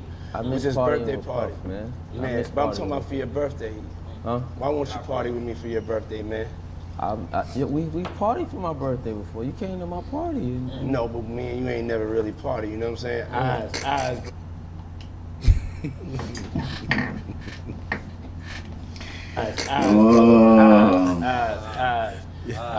I understand. I understand. You know what I'm saying? Yo, okay. So check this out. It's me, Tyrese, personality. So Tyrese kept on talking, bringing God into this. Okay, all right. So he asked her why they ain't party together before, because it was so much fun, and he ain't had any ass that tight in a while. One of the other defendants quipped at Diddy, saying that he probably ain't had that ass tight in a while because he's not used to having anal sex with women. Insinuating that Diddy fucks men, and the men he's fucking are homosexual, whose asshole is a pussy. So like, those assholes ain't as tight as a woman who probably doesn't have anal sex. Oh my God. Plaintiff tells Diddy she didn't party with him and she did not enjoy partying with him, and that he R-worded her.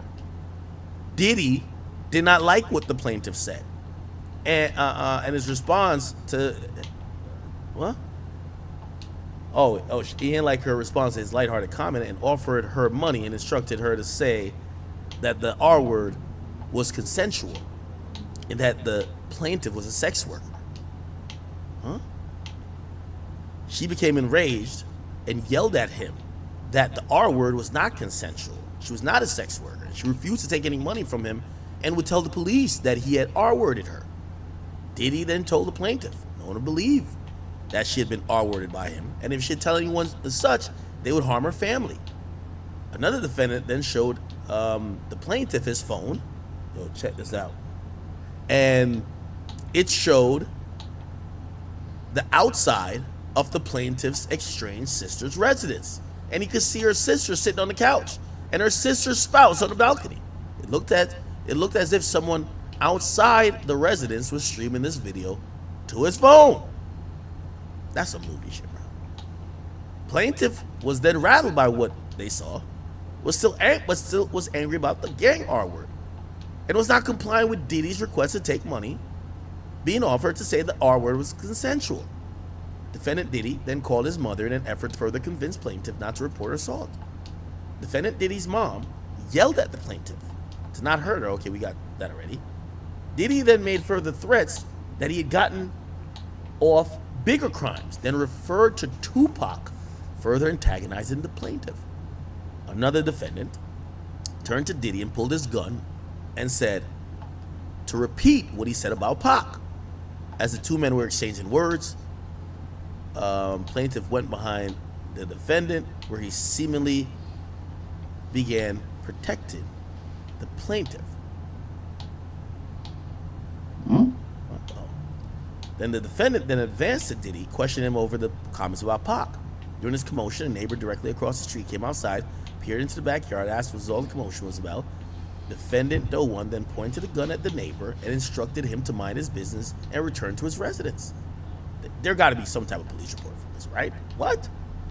You're pointing guns at people, all type of shit, what? And allegedly a gunshot goes off later.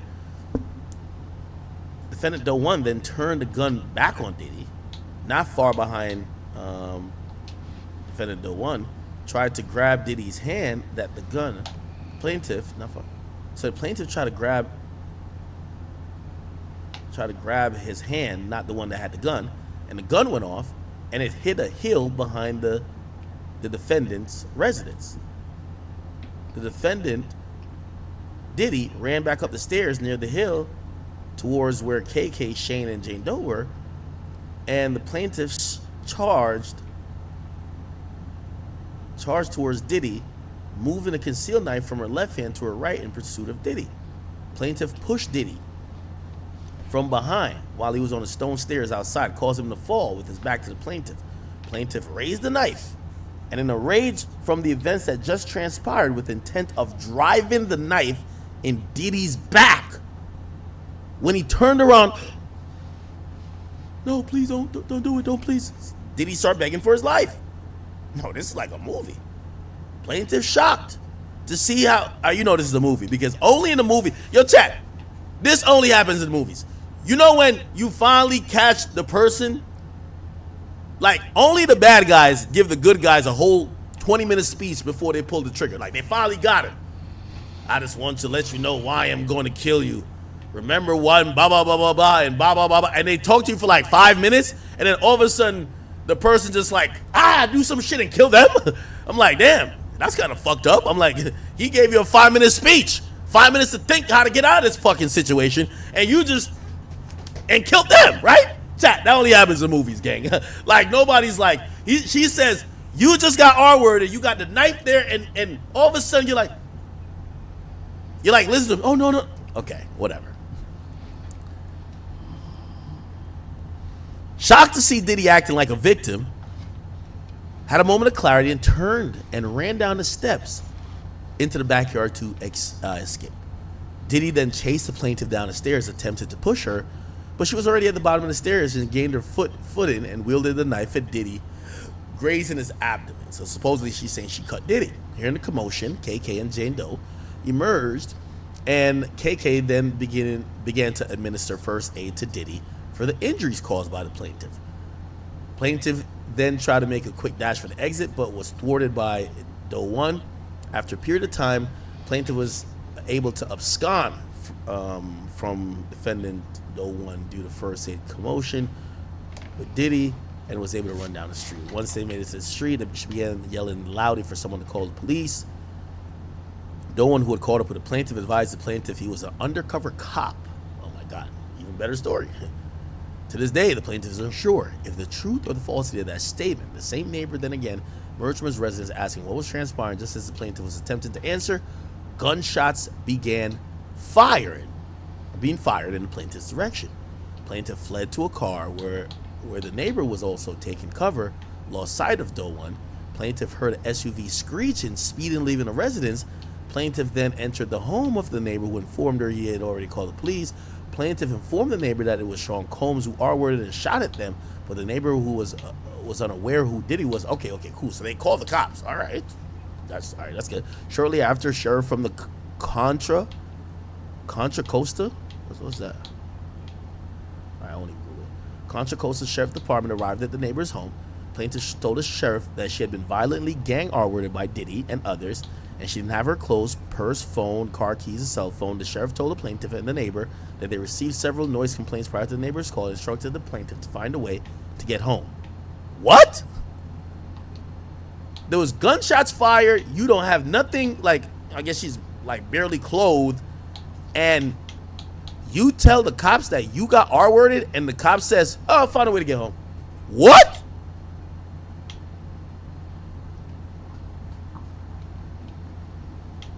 Okay. The sheriff did not offer to take the plaintiff home, nor did he call emergency service. Nor did he offer to take the plaintiff to a hospital or offer to help the plaintiff to recover her clothes or effects from the defendant Shane's residence. Okay, he got to have taken a statement. By the way, this is so crazy. You're telling me, I don't care. By the way, this was from 2018, supposedly, right? This is 2018. So you're telling me in 2018, that was the height. 2018 is the height of the first Me Too wave in music. And you're telling me police, which even if the neighbor didn't know Diddy, police know Diddy. Police, you are unclothed, gunshots are being fired, tires screeching, all type of shit. You're at a neighbor's house. They got mad calls about some commotion going on, and you tell the cops, I got R-worded by Diddy, and they said, find a way to get home.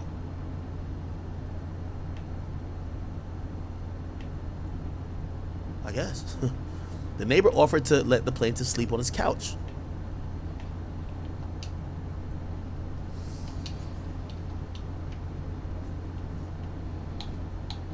The neighbor doesn't take the plaintiff immediately to the hospital himself.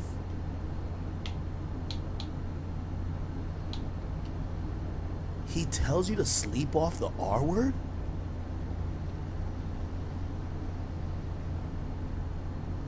Is it only me? Chat, is it only me? I'm trying to use some comments, but is it only me thinking, huh? Let me go look in the chat, man. I might be tweaking, chat. I must be tweaking. Go sleep it off. You can sleep on my couch. That's another thing. Well, we don't know if the plaintiff's a man or a woman. Like, if somebody came to my house and they said they just got all worried about somebody else, hell no, you're not staying at my house. Because I don't know if you hide something. I don't want you to wake up and say I was involved too. You got to go. You're going to the hospital. I'll be the good guy and drive your ass to the hospital, but you go to the hospital now. The neighbor offered to let the and until she could figure out a way to get her possessions and get home. The plaintiff declined and only remained at the neighbor's residence for a short period of time once the sheriff left. So the sheriff just left after you said you got R-worded and there was a gunshot fired, and there's like so many different felonies here. Aggravated assault with a deadly weapon, maybe possibly an attempted murder charge. A 3-count first-degree R-word charge? What the hell? Plaintiff went back to the defendant Shane's residence. Oh, she goes back there. Okay. Go back, okay. Where she found the door open. She just went back in. It's like watching Saw, chat, and you finally get out of the Saw thing. You're like, oh, fuck. Forgot my lucky pair of shoes. And you see that you could get back into the room, and you go, okay. Defendant Shane emerged as if nothing had happened, and offered for the plaintiff to stay at his residence while she slept it off.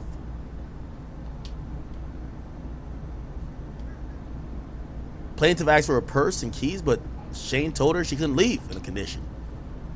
And plaintiff, catatonic and in the state of shock, disbelief of what happened, she wouldn't stay at the neighbor's house, who she supposedly ran for help because she was getting R-worded by the 3 men over there. But she went back to the house with the 3 men and stayed there.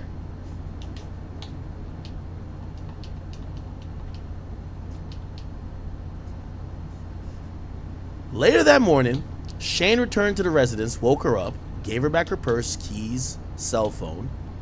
Plaintiff left the residence.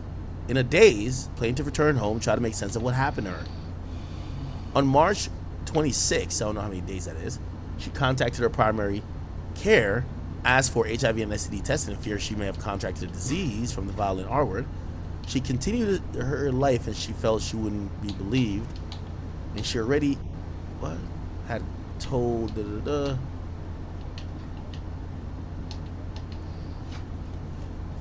She continued her life as she felt she wouldn't have been believed, as she told the sheriff that Diddy R-worded her to no avail. Further, plaintiff was under the impression if she did continue to say Diddy's name in relation to her assault, she would not be believed and her family would be in danger. Seemingly mere days, maybe a day after the plaintiff's vicious R-word, defendant Shayna miraculously began driving a new car. She believes this was payment by Diddy for setting up the plaintiff to get R-worded. A few weeks later in April, she was still in pain and reeling from the horrific assault, went to the hospital as her injuries had not subsided from the assault. Hospital conducted several tests, including the R-word kit, ultrasounds, and x-ray. Additionally, she was given an IV fluid to stabilize her vitals as she was in a severe blah, blah, blah. While at the hospital, plaintiff told members of her treatment team about her horrific assault. Then they contacted the Walnut Creek police. They showed up to the hospital room, took a statement. Okay, so this is... Yeah, so she went weeks later.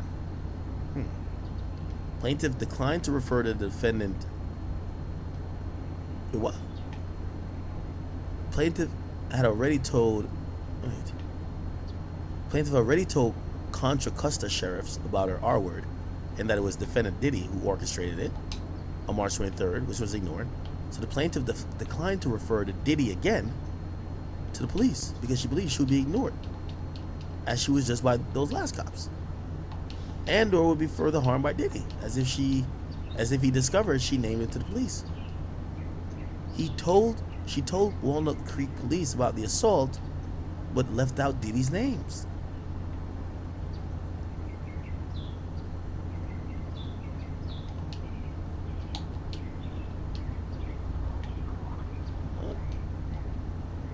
Plaintiff believed her statements made to the police while at the hospital was captured by police body cam footage.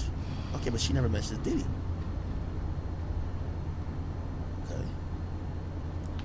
She believes that her statements made to immediately after the vicious assault where the plaintiff named Diddy directly by name.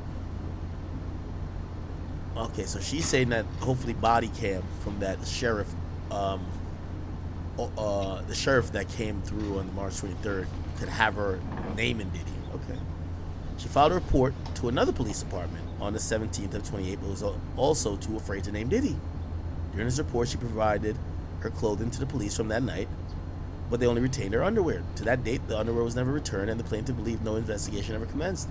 Plaintiff sought assistance from therapists from blah blah to have her therapy appointments covered by Victim Compensation Fund, which was rejected because the plaintiff was told no law enforcement agency had an open active investigation into any of her many reports of her violent gang R-word. Subsequently thereafter, plaintiff asked for police with a copy of her report, and the plaintiff was provided a letter from the police department stated that it was unable to furnish this information as it is confidential and not subject to public release. Wait, what the fuck? She couldn't get a copy from her own police report? Okay, well that we're gonna have to find out. Maybe Diddy's that powerful to be like, yo, they filed a police report, he can't get access. Okay, that's crazy. Despite plaintiff not being public in the victim, despite plaintiff not being the public and the victim, in March 2024, she was re-traumatized by all the events of Diddy getting sued. They called the sheriff's department again in hopes of renewing her previous complaint, amending it to ensure Diddy's name was included. They received no response from the sheriff. In July, they emailed the chief of staff office regarding her complaint, lack of investigation, how she was treated by the initial officer. She later received a call back from a detective, but nothing further. The plaintiff began seeking legal counsel for claims, ultimately referred to it undersigned representation. They also tried to get a copy of the 2018 police report, but was told that they could not provide the report or any other information without a subpoena.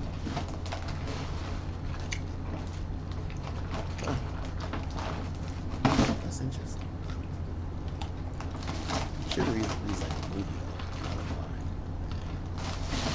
line. I think we're all smart here, but you know, these are allegations. I don't understand why the allegations read so rich in the theatrics. It just seems like a play. It seems like a movie. But who knows? A lot of crazy things has happened, right? Now, 1 second.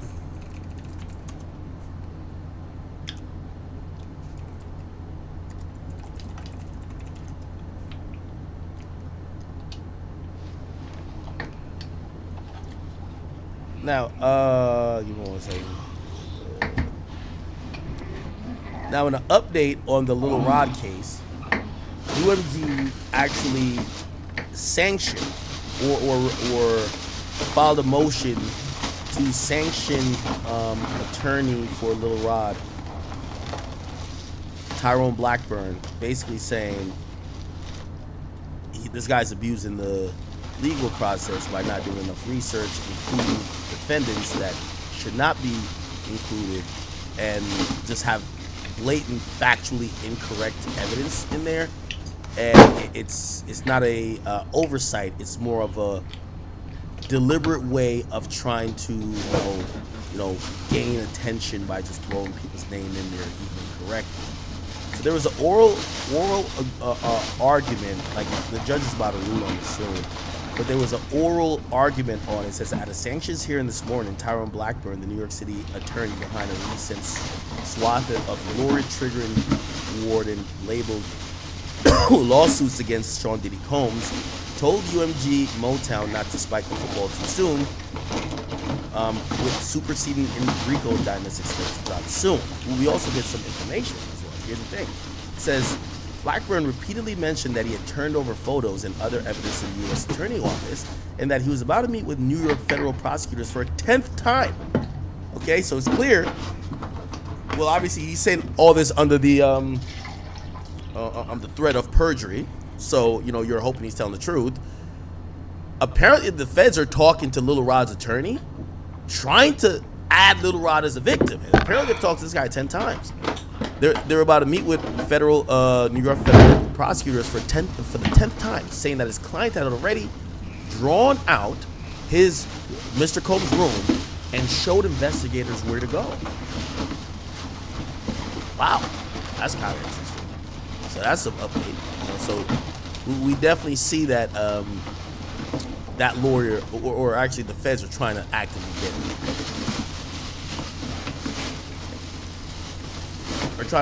get more people on that list. Anyway, if you're wondering, I'll give me 1 second.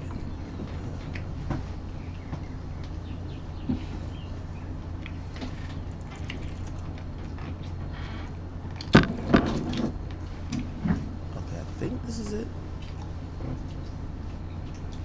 Okay. Tables and music. All right, not gonna play the whole thing. I'll play a little bit of this. It's gonna kind of explain a little bit of what I've said before. We'll give you a little bit more context, and then we'll just kind of move on. All right. Most of this Diddy stuff is gonna turn into some crazy shit. Essentially, these law firms, and I think that's what Tony Busby. I think he has to be doing some type of due diligence. You know, probably got a couple investigators trying to make sure that they're verifying these things. Was there a party that happened in the Hamptons, and I don't know, happened in the Hamptons around 2014? Was it a white party? Was this person there? Was that like, they got to do something? It can't be just make up a story, right? Because the lawyers get in trouble, and now they're targeting the lawyers. I told you that before. Is that he improperly files cases in federal.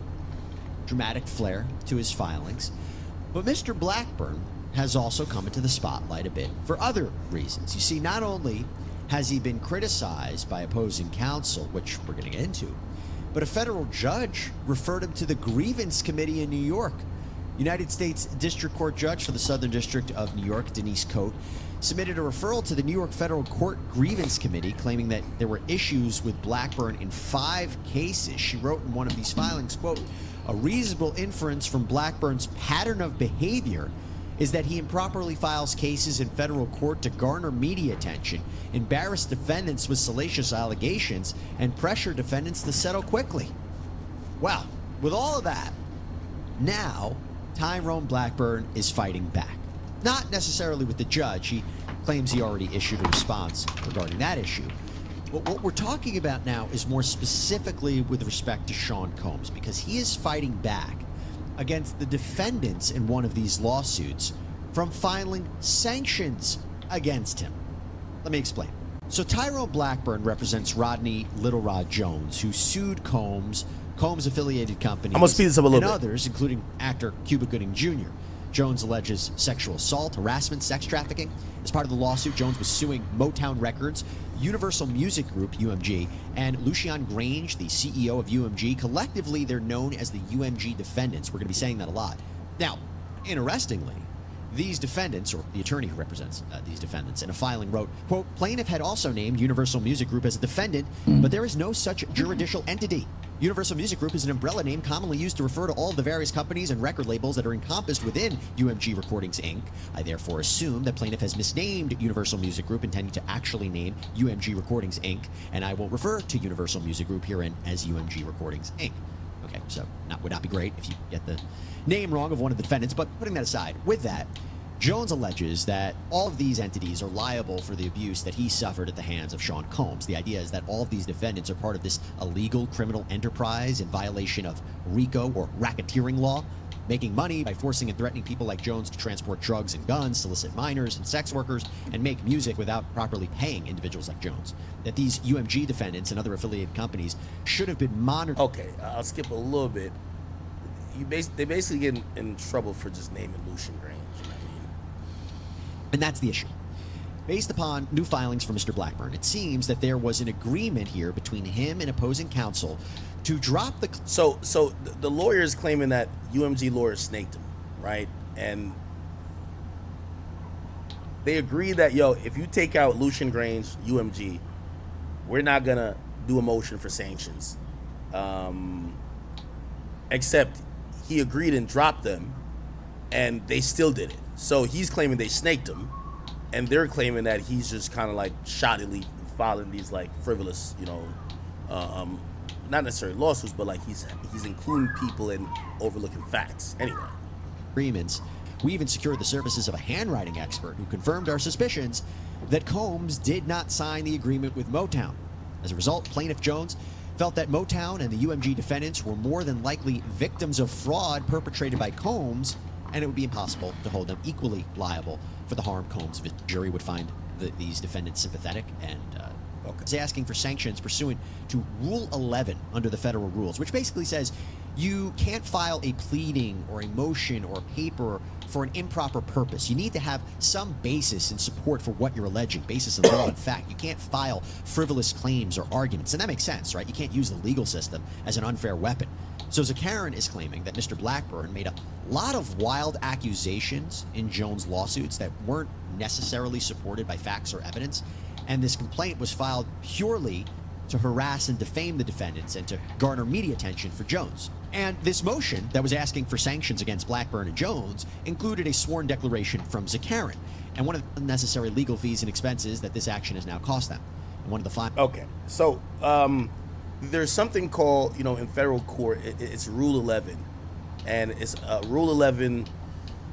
It's basically a motion to sanction, which again, if you're just using the legal process to harass people, the judge could then say, you have to pay a penalty for basically not doing your due diligence, omitting facts, not doing things in bad faith, and a sanction could be you have to pay the legal fees, like 100% of the legal fees for the defendants. Now, UMG has big lawyers. They've spent, and it says it spent hundreds of thousands of dollars, right? Even just doing this. And essentially, if this lawyer is found to have, violated that, they're going to be on the hook to pay UMG hundreds of thousands of dollars. right? Also, that's just generally not a good look for his other clients, who people are going to point out, yo, a judge scolded you before, saying that you're just filing lawsuits improperly. And then also, if he's found to have to pay some type of, amount to UMG, like, this is going to look bad, right? Again, generally, you don't go at record labels. Like, you can't win, right? This is one of the things that they're saying that was just factually incorrect, and that's why they're saying that this guy's just making it up. And whether it's Lil Rod making it up, the lawyer should have to do some due diligence to try to corroborate or to check out if a story from a client is making sense or is actually true before you file it on their behalf. Combs' homes in Los Angeles and Miami in the evenings, and both would disappear for hours in Mr. Combs' bedrooms. Aside from the absurd oddity of the identical alleged behavior by two individuals separately on apparently separate occasions, the entire story about their attendance at any events at Mr. Combs' homes or any listening parties is completely fabricated. Sir Lucian Grange has never been to Mr. Combs' homes in LA or Miami, and never attended or sponsored any listening parties at any of Mr. Combs' homes, and was not present at any writers' camps. Thus, everything alleged about both Sir Lucian Grange's supposed knowledge of illicit and illegal activities engaged in by Mr. Combs and others are categorically false. And there are hundreds and hundreds of pages in these memo filings, but it kind of gives you an idea of the accusations. Again, Lucian Grange provided a similar sworn statement, and right off the bat, he pointed out something very important. As the second amended complaint admits, I am a resident of California, not New York. As I will detail below, I engaged in no activity in New York whatsoever with respect to this matter. So that would essentially mean that there's a jurisdiction issue. He shouldn't be a part of a New York lawsuit. And he also says that, quote, none of these allegations are supported by a single fact. Okay, so now you know what the sanctions are all about. We now have to talk about Monday. Because on Monday, Mr. Blackburn... Okay, so he fired back, and they just started talking. This is how lawyers like to talk spice to each other.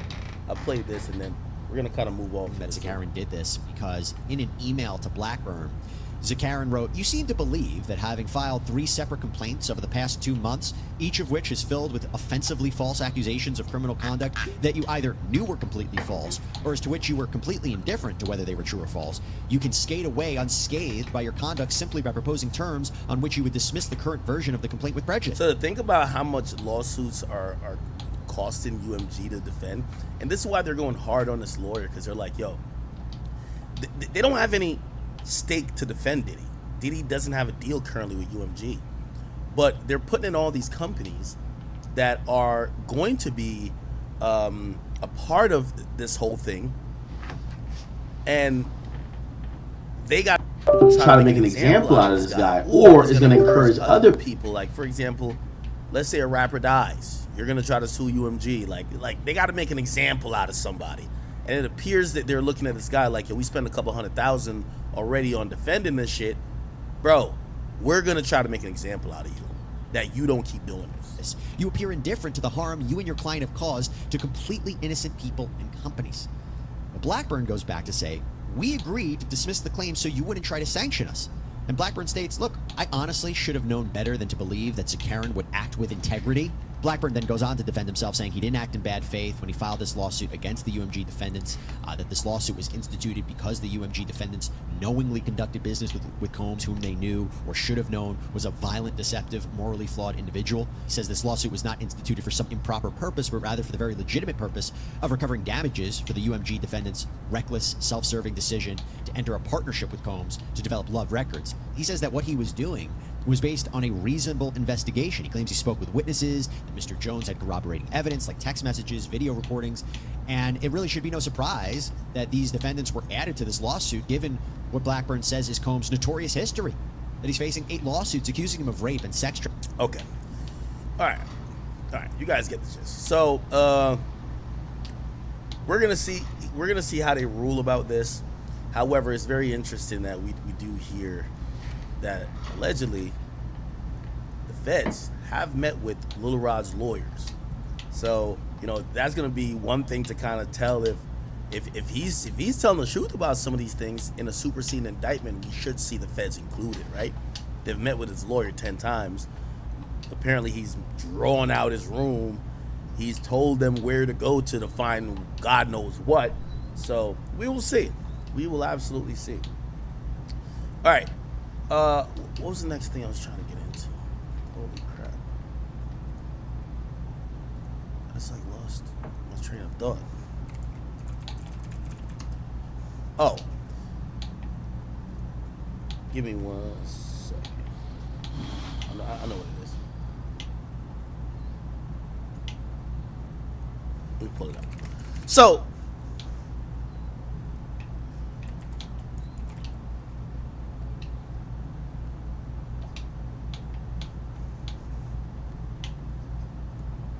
wait, what the fuck? More shocking revelations are emerging about disgraced music mogul Sean Diddy Combs, this time involving allegations. Another lawsuit? Bro, it's like as soon as I refresh another lawsuit, hold on. We learned the following year that he was. Apparently, they're now filing lawsuits that's including the. Remember when Diddy hit the UCLA coach with a kettlebell for not starting his son? Those things are coming up. Yo, it's open season on filing lawsuits on Diddy. It seems, right? Bystanders. There was some bribery. Charges were reduced. He was ordered to attend an anger management class, and of course, we can't discuss Sean Combs' past history of violence without bringing up the current dangerous hot water he is in for racketeering, sex trafficking charges, these federal charges he's faced, and a man who worked at Macy's in New York City. These suits were filed on behalf of 2 women and 4 men. They're part of 100. Combs quickly settled that lawsuit a day after. Mauricio, so good to see you. Thanks for coming back here on Sidebar. Good seeing you. Thanks for having me. Got a lot to unpack here. I think the first place to start with is with this 2015 football incident. What do you make of it, and what do you make of it coming out now? I think what it is it's the government continuing to portray him as someone that's willing to do anything for his son. I'm hearing now allegations of yacht parties that he threw for his son, that he may have drugged women for them to be able to have sex with his son or to make them better guests for these. All right, where did he that, bro? Jesus Christ. Anyway, real quick, yo. Unfortunately, we have to. I literally feel, yo.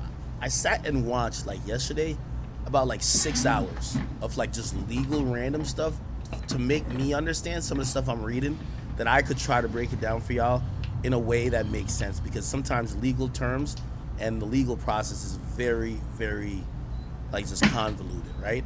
Like even this whole is he gonna get bail thing, right? Essentially, he's at his last chance of getting bail, which is kind of like, well, not necessarily his last chance of getting bail, because he could always keep bringing it up to the magistrate judge. But if you know, based on this package, I don't see what else he could offer. There's nothing more that could offer, or no circumstance that could probably change. So this last thing with Diddy is at the circuit court. If he doesn't get bail, then he's going to be in jail until the whole trial is done.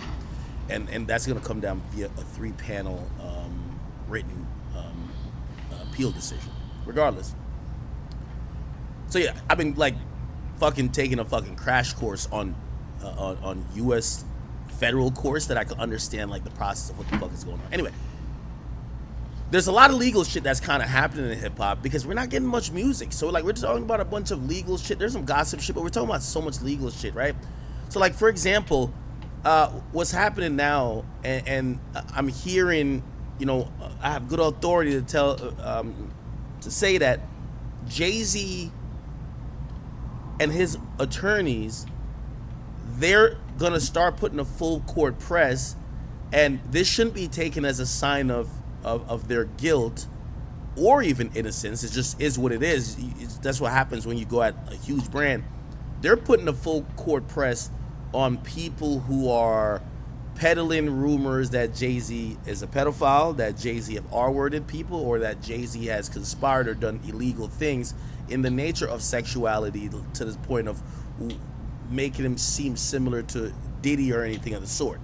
Obviously, we know what happened with Piers Morgan, but what's also come to light is that, you know, they're also utilizing their resources, and it's not always going to come through a lawsuit. I keep telling you, the thing with the lawsuit is that you're going to, like, for example, UMG has wasted hundreds of thousands of dollars to defend themselves, hasn't even gotten to court yet, hasn't even got to the discovery process of any of these things yet, right?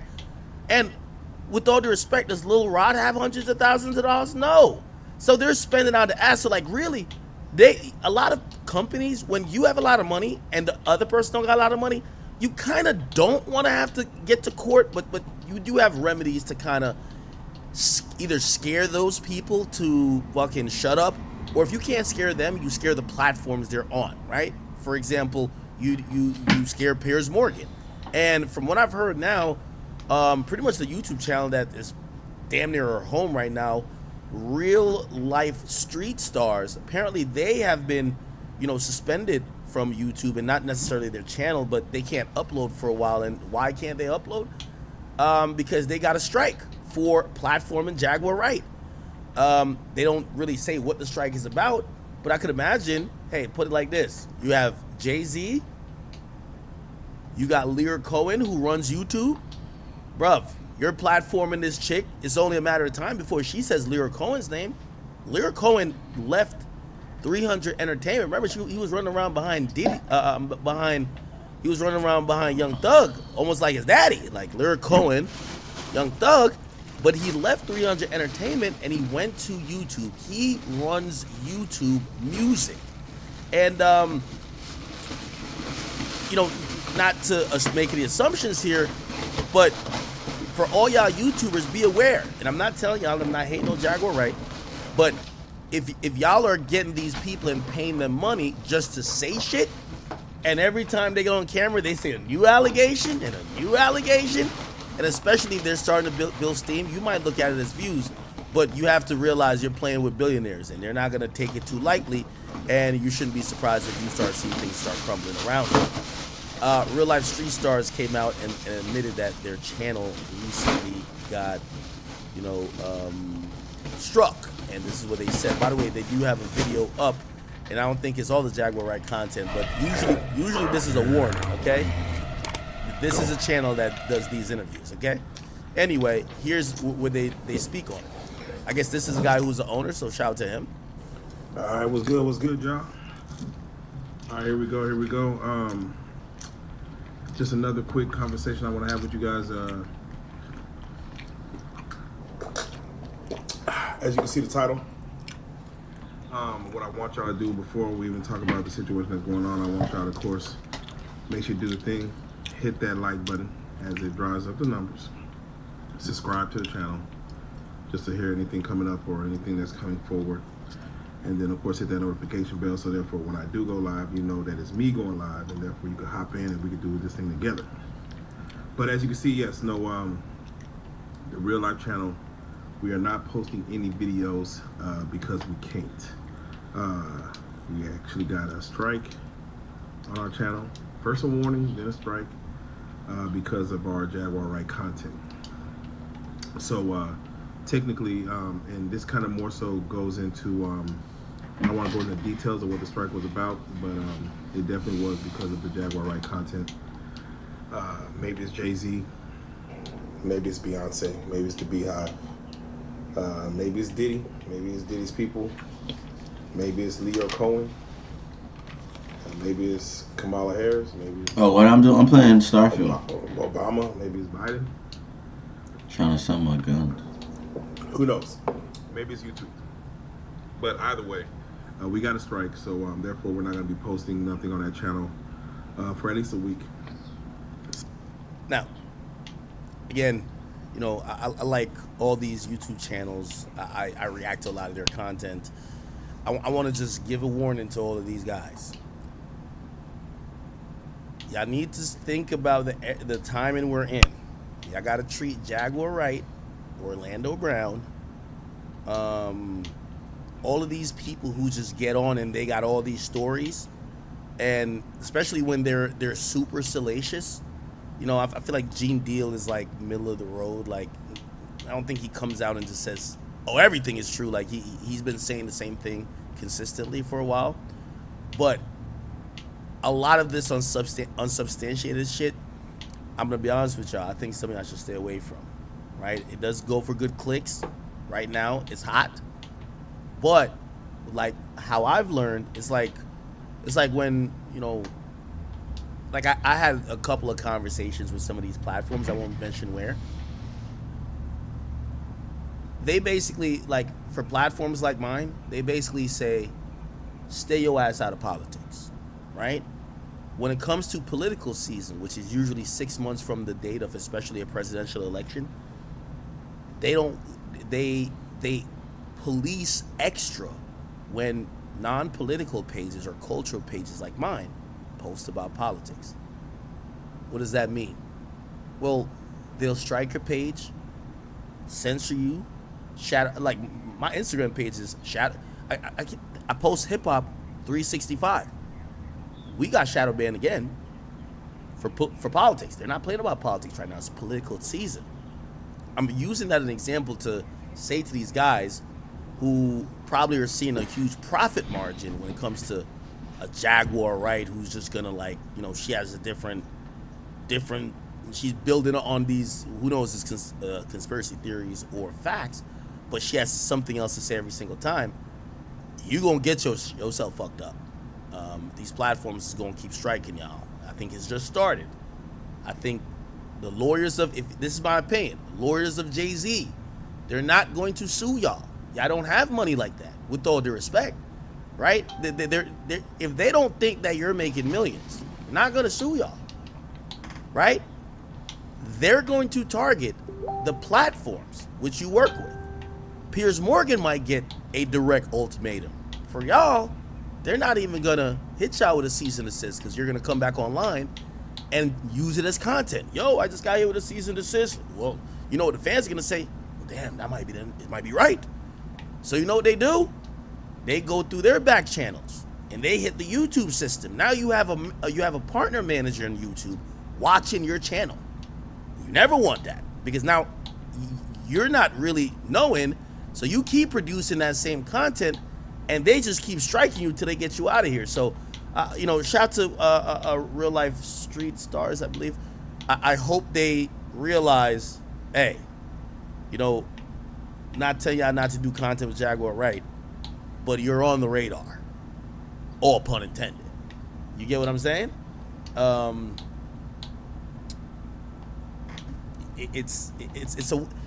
The people who are powerful in this country know how to shut you up without telling you to shut up, right? Mm-hmm. It's clear in the last month or so. That's definitely true. I don't know if Jay-Z had a meeting with his people, but they came to a consensus. All of this conspiracy theory, did he fuck her when she was 15? Did he do that with her? Did he get a secret kid? They're sick of it. And, you know, again, not accusing Jay-Z of anything specifically. What the heck is going on with the I think interface? We do know with a certain level of powerful and famous people, they start playing really unfair.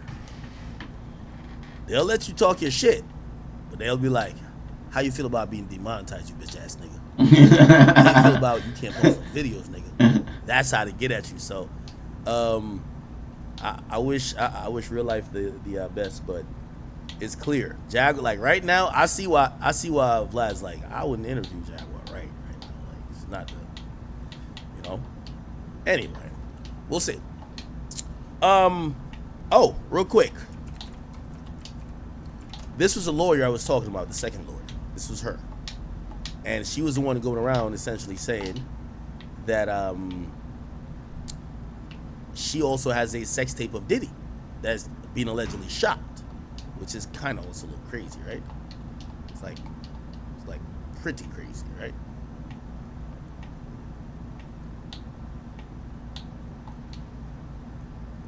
Regarding the sale of one of the Diddy freak-off tapes, and that it features a very high-profile celebrity. What can you tell us about that? So actually, I recently was contacted by one of my business partners who's also an attorney, who said to me, well, why are we not writing the demand letter to try to do the catch and kill? And I said, well, if you want to do it, then I'll connect you and you can essentially do it. Now, y'all tell me if this is scummy, chat. They're selling a sex tape, seemingly one that is unauthorized to already even be in their presence or be in their possession. It allegedly contains supposed Diddy, and another male who was young at the time. You could put any name to that you think it could be. And what a catch and kill would be, because Diddy's incarcerated right now, right? Would be them, well, I wouldn't even say necessarily going to Diddy, but probably going to the other person who could be now embarrassed and then be thrusted in a direct link in the first sexual potential, visual that includes Diddy, which would just be bad for any person's brand right now, right? And they would go to that person and say, yo, this video won't ever come out, and we could sign some agreements that it won't ever come out, but you got to pay this amount of money. Is that scummy, or is that just business? I don't know. I'm not saying it necessarily on her part, but it's just, because I'm even thinking about the person who was young at the time. So you're telling me that y'all try to damn almost extort the person, like, yo, you got to pay up, or this tape with you and Diddy might come out? He was also concerned about wanting to protect the other person who was in the film, mainly because I've known about this for about 3.5 weeks to about a month. I've been communicating with these people who purport to have that videotape, and it wasn't until Thursday night that they outright said, can you write on your letterhead a letter to the individual who's also in the tape and see if they're interested in a catch and kill, and is that something, we'll give you X amount of percentage of it. And at the time I was like, I don't think I want to be involved in this, but I hadn't had time to process. But the other attorney I'm speaking of, he's pretty much been in the know the entire time since I first got contacted by these individuals with the tape. And we're pursuing now a meeting with the three of us for us to broker, I guess, a situation where we'll have certain guarantees that once we make the representations to the person in the tape, that we have some level of assurances that this is a valid tape. And just to be clear, two thoughts about this. One, is it a household name that we're talking about here? And secondly, are they engaged in any criminality from what you understand? Household name, very much so. More of a household name than Mr. Combs. Wow, and really? Criminality, they are engaged in pornography. They're not doing anything illegal per se. I can't say that well, I'll say this. My concern was that I could not verify the age of the individual. Okay, anyway. Last thing on this, and then we will not need to go back. Essentially represent them in the sale of one of the Diddy tapes. So, which I declined that because...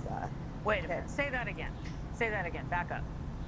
You're saying that there's tapes and they're being shopped? Yes, there have been people already shopping. We've heard about the tapes, but yes.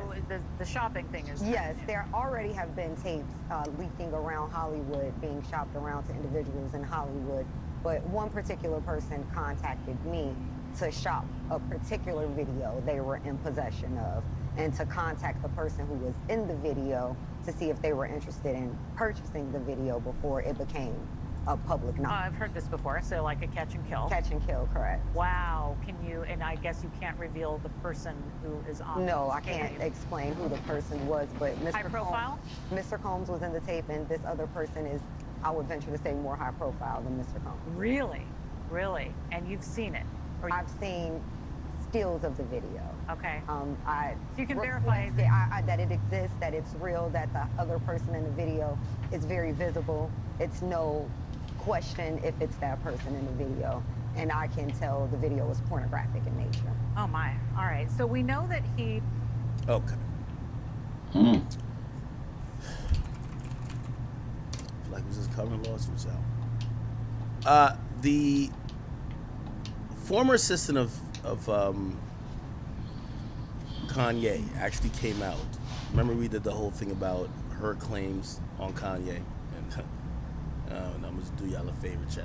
Make sure y'all can see the whole thing on this one.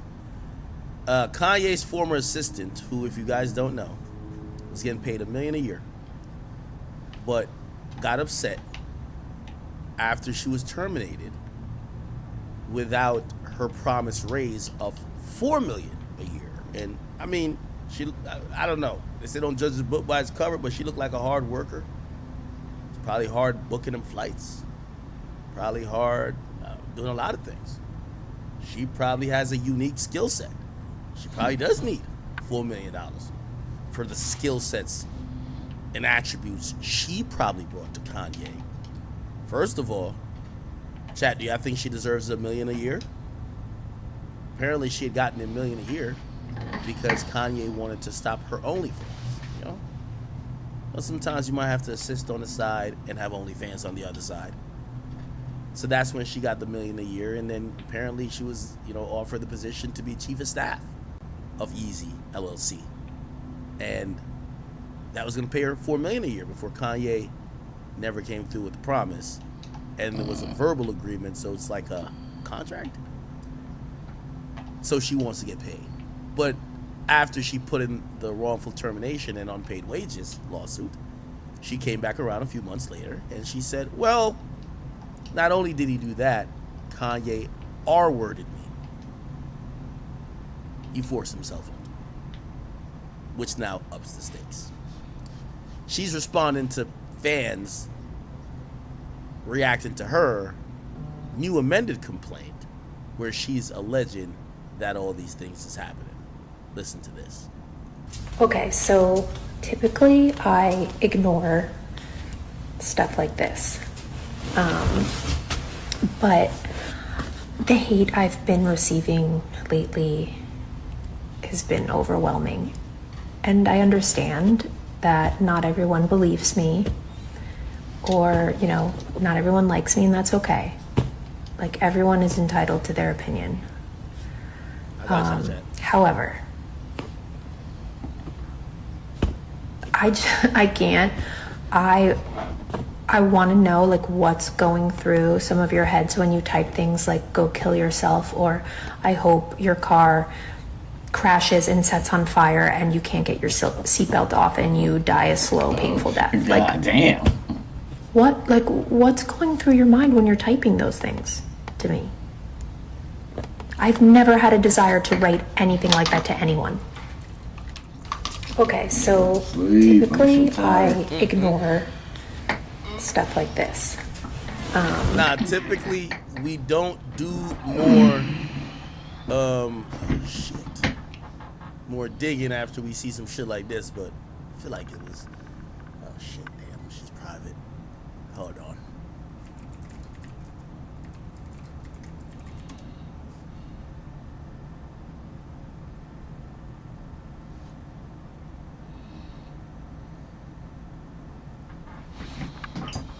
Oh shit, her OnlyFans busting. Okay, never mind. All right, I see her out here. Yo, she gets on, you know what I mean? Jiggles them joints. Yo, why y'all telling me to go kill myself? Yo. Nah, she burnt out for that one. Yeah, I think she capping too. I ain't even gonna hold you. I think she motherfucking capping as well. All right. All good. Let's see what else is going on in Hip Hop Brothers. Gucci dropped a bunch of people. Lil Papa was talking about some bullshit. Money Man says the Bible giving the most game about us. Speaks on the Bible. Yeah, that's true. Future supposedly retweeted this shit. So Future seems like he's on board, right? So Future has reposted the tweet from Young Thug saying, Drake, Future, and Metro, we're all brothers. Music ain't the same without us collabing. Well, music hasn't been the same since you've been behind bars. But I do think that some conversation happened. I told y'all, Chad, some conversation clearly happened. So Drake, Future, Metro, and probably some liaison with somebody connected to Thug. I think they've had a conversation, which is good. Like, it's one thing we've realized about, you know, Drake. He clearly didn't want to go with Future. Like, he even said, yo, Future, that shit me and you falling down made me sick to my stomach. Then he blamed it on Metro. He's like, yo, it's probably that nigga who set it up. Like, he clearly never wanted to go against Future, because I believe that if Drake ever went against Future, that's like going against Atlanta. And Future, he loves. Yeah, this is look at Grandma's right here. Shit's keeping like that. Yeah, no. I think 100% Future is, you know, I think it's some petty shit. Like, you know what the rumors were? Future feel away about Drake doing a collab album with 21 Savage after they did a collab album, which I was confused by because Future did mad collab albums with mad niggas. You get what I'm saying? They one with Metro just now. He did one with Young Thug. He did one with Juice. Did he do one with Juice But Drake know damn well we wanted that one time to be alive #2, man. Drake know damn well we wanted that, and he freaking didn't give it to us. Like, Future done mad collab albums, so since Doing freaking with useless ass mixtapes with freaking Yachty. for the time to be alive, so why does he expect Drake should only work with him? Like, you know what I mean? Like, bro, you and Drake got an open relationship, my guy. You feel me? You do collab albums with other niggas, Drake can do collab albums with other niggas. But it probably is a little deeper, right? Maybe Drake told him, yo, we're gonna do it this year, and then Drake pops out with like the same type of formula, right? It's like street nigga and then the singing guy, right? So I don't know. But Future is down. So it's clear if we don't see no more, you know, and by the way, I do think Future wanted to humble Drake a little bit. And if you ask me, I would think that these guys have thought Drake has been humbled. You know what I mean? They've looked at it like, look how alone he looks. All that I'm the best, I don't need nobody. Niggas need me. He finally realizes, like, nah, dog, that relationship ain't been like that for probably over 10 years now. Like, this is some mutual shit. You probably, and if we're looking at the weighted scale, I think they're probably thinking Drake need them more than they need Drake. These guys do stadium, or they do arenas without Drake. They're getting #1 albums without Drake. They're having hit songs without Drake. Like, again, some of these things mutually, that is true. exclusively, you need a Drake in the mix for that. They're doing it without him. And what I think that Drake always needs is that Drake always needs that bass that they have, like needs that Atlanta bass, but the street type of wave, right? I think that's why he works with 21 Savage a good amount. Like, him and Savage, it checks that box. So I think they've just realized that the power dynamic may have gotten a little bit different. Now, granted, Metro, I don't think, like, Metro's just a fucking producer. Nobody gives a fuck, you know what I mean? I told that nigga, shut the fuck up and make some drums. But, like, Future's like a different Grinch, what's good? He obviously cares about Metro. Sorry, Grinch, there's no music right now. No music. We on YouTube. He's down to stand on the issue with Metro, because I do think that we don't trust. We will be listening to music later on. Metro thing, like in terms of these two projects and the direction, which tells me that, yeah, there's some conversation that must have happened, because I don't think Future, without Metro being open to the idea of him crossing that picket line and even showing any love to Drake, I don't think that Future would do that without Metro already probably talking to Drake privately. So something must have happened. You know what I'm saying? All right, then. Hopefully that beef ends. And by the way, if that ends, that'll be a smart move for Drake. You know what I mean? It'd be a really smart move for Drake. You know, even though I heard Charlemagne say something very interesting, right? Which I think is because Drake is just not that out in the front public with, you know, I know some of them like, yo, he feeds you rumors or narratives. If Drake kind of just like jacked it like, yo, I just killed, I went at 20 niggas and survived, it doesn't, you know what I mean, he could possibly gaslight the narrative that people don't look at like, oh, just Kendrick beat your ass. You know what I'm saying? And I don't think he's kind of ran any narrative other than, oh, niggas has just snaked me, which kind of makes it seem like he got jumped and he lost.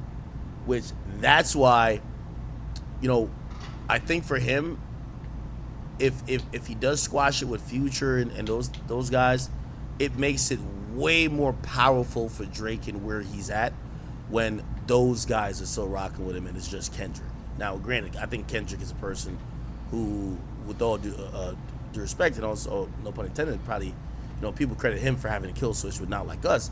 But I do think things would look different if the whole Atlanta was still rocking with Drake. You get what I'm saying? Anyway.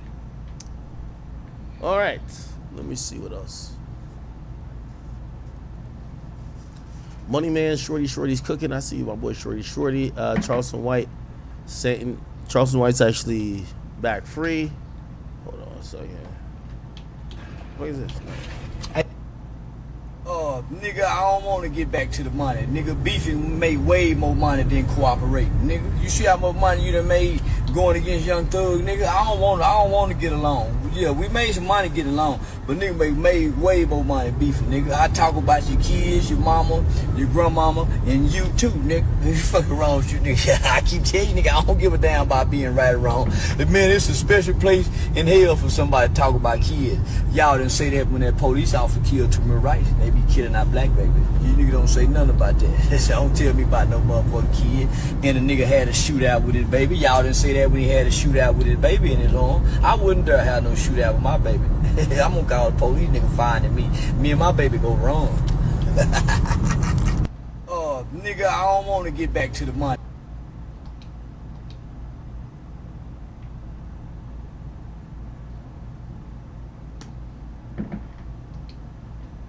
We know.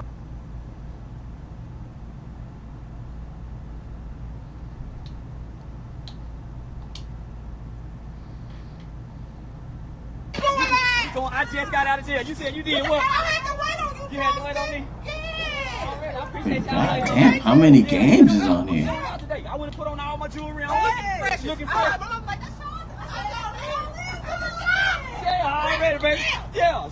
I had to put on all my jewelry on, fresh up out of jail. I heard you been talking and celebrating. Yeah, I heard you been talking and celebrating like I got some P. Diddy charges. No, man, no. We coming up out the bank with the money. Yeah, we coming up out the bank with the money, man. Yeah, we coming up out the bank with the money. What game is this? These high-ass lawyers is like Genie. Oh my God, it's a classic game. Yeah, we coming up out the bank with the money. That's all I'm gonna say. Yeah, the judge was mad at me. Yeah, come get a picture. Yeah. Nah, then we get the interview money later. Yeah, we got $100,000 just for going to jail. They want to talk to me. And ask me what happened. TMZ posted me. Club Shay calling. All that want to know. What you do to the animals? I ain't done a thing to no animal. Yeah, let me see. We just leaving the bank with all this here, man. Yeah, we just leaving the bank with all this here. P. Diddy, the only in jail with money that can't get out of jail.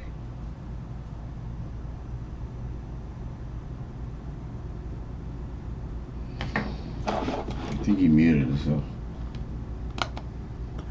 So that's the number one thing, which I think Charleston White does.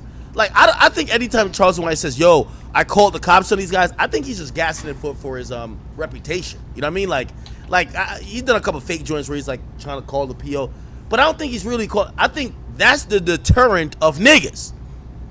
Ignorant niggas, when they see someone that's proud to call the cops, they leave that person alone. They'll be like, man, you pussy, you police. So you could talk crazy to them. The only thing they're gonna say to you is, man, you police. Because as crazy as they talk, or as much as they're down to crash out, they not down to crash out against someone who's guaranteed gonna put them in jail. They scared of an assault charge. Okay, that's number one. The second thing that Charleston White, so really, I don't think Charleston White be telling like how he be saying. The second thing is that, and by the way, I don't know if y'all noticed, like the charge that he caught. I don't know if Charleston White could still have guns. I think they, for the time being, I don't know if he's facing another charge or something like that. I think they took away his privilege for having guns because, shit, and even, or if they didn't, bro, he's charged with aggravated assault with a deadly weapon. You can't have a gun with that. You know what I mean? You're not gonna have a gun charge. They let you out of jail, and be like, yeah, you can get your guns back. Maybe they do, but I don't think so. But you know the way how you make sure nobody fucks with you while you don't have a gun? You still act like you got a gun, and you tell people you're about to tell. So I think Charleston White knows how to mentally fuck with dudes in the streets by giving a narrative that appeals to everything they're scared of. Again, two things that all of these killers and gangsters will not try is a person who is telling you they've told, or they have, or they will tell, or they have told. The second thing is a Caucasian male. I'm telling you. I think Adam 22 realized that he got a superpower in the game. He could sit in front of the biggest killer, talk shit, and that white skin gonna protect you. Damn, I even got the arcade Metal You know what they Gear thinking? Solid. Well, if I slap a black nigga, This game got 6 different Metal Gear Solid games. whatever. I slap this white guy, they'll put me back in slavery. Real talk. So it's two things I realized that all hip hop gangsters are scared of: a nigga down to tell, or a nigga that have told, and a white man. I don't know what it is. I don't know what it is, but Charleston, he operates at a different IQ level because I think he knows that he trolls the shit out of like street niggas who are stupid. Okay. Yeah, what's going on?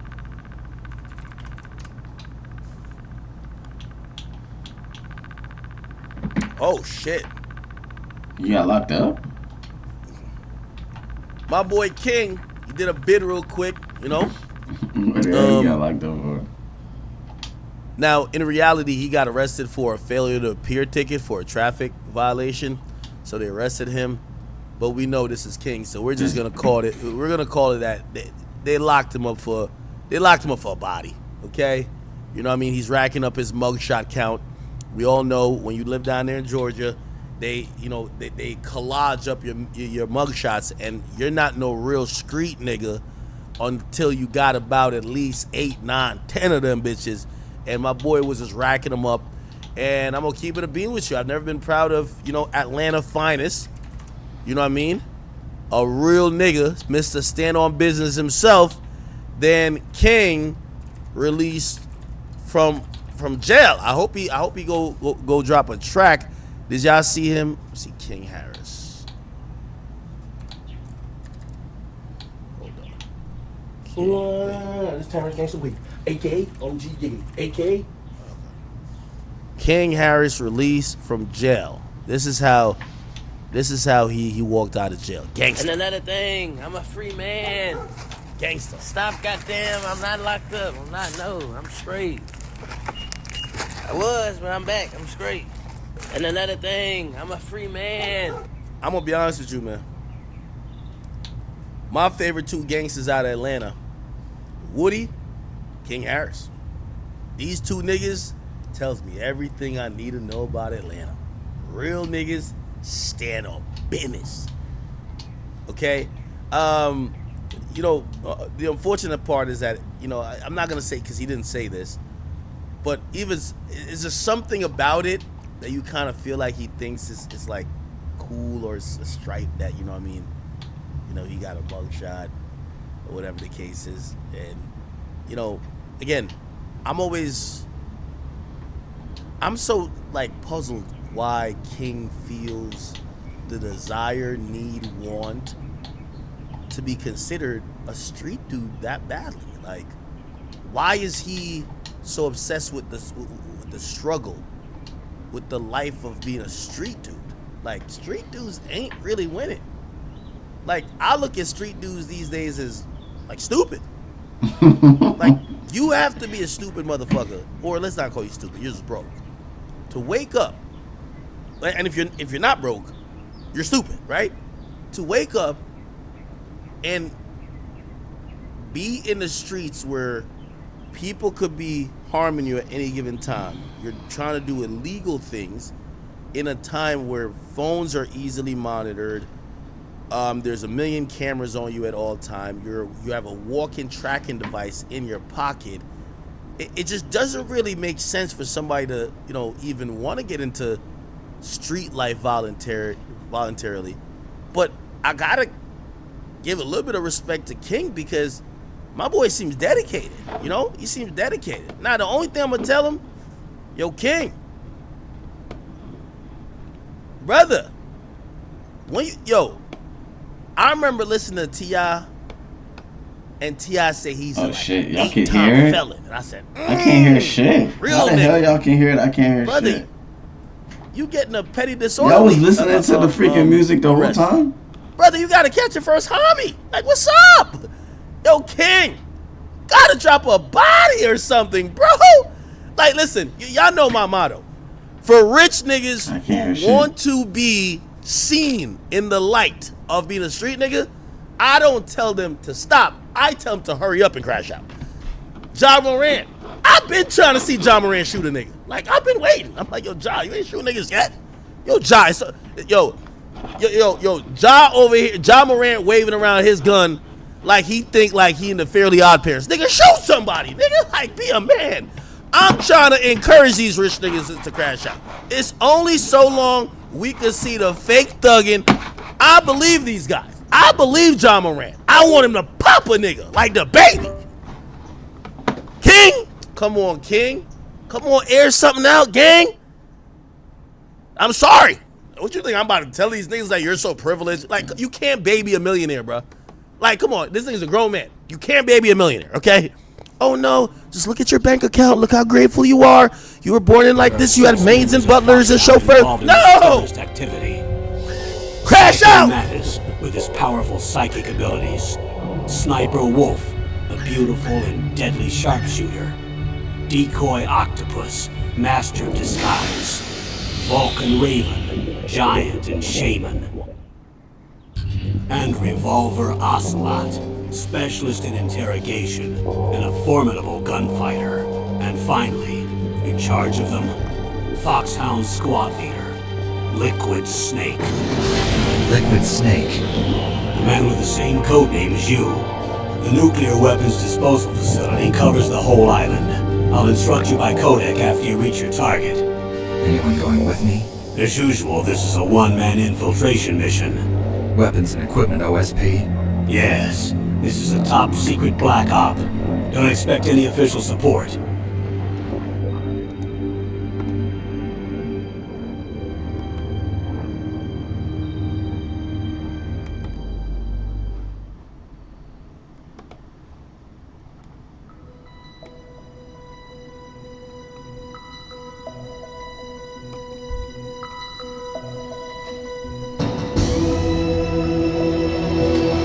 Why does it have these old ass graphics? This is too old. Come on. I need to read freaking Master. What is this?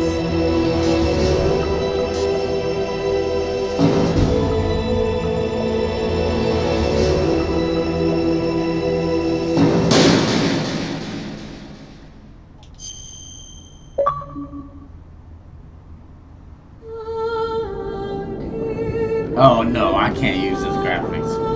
I can barely see.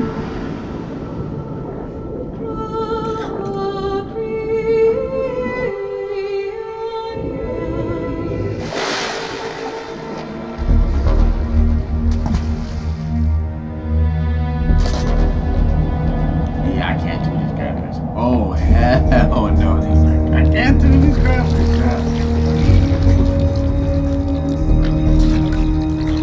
Stay alert. Yeah, these graphics got to go. This is Snake. Colonel, can you hear me? Loud and clear. What's the situation, Snake? Looks like the elevator in the back is the only way up. Just as I expected. You'll have to take the elevator to the These surface. aren't that bad. These aren't that bad.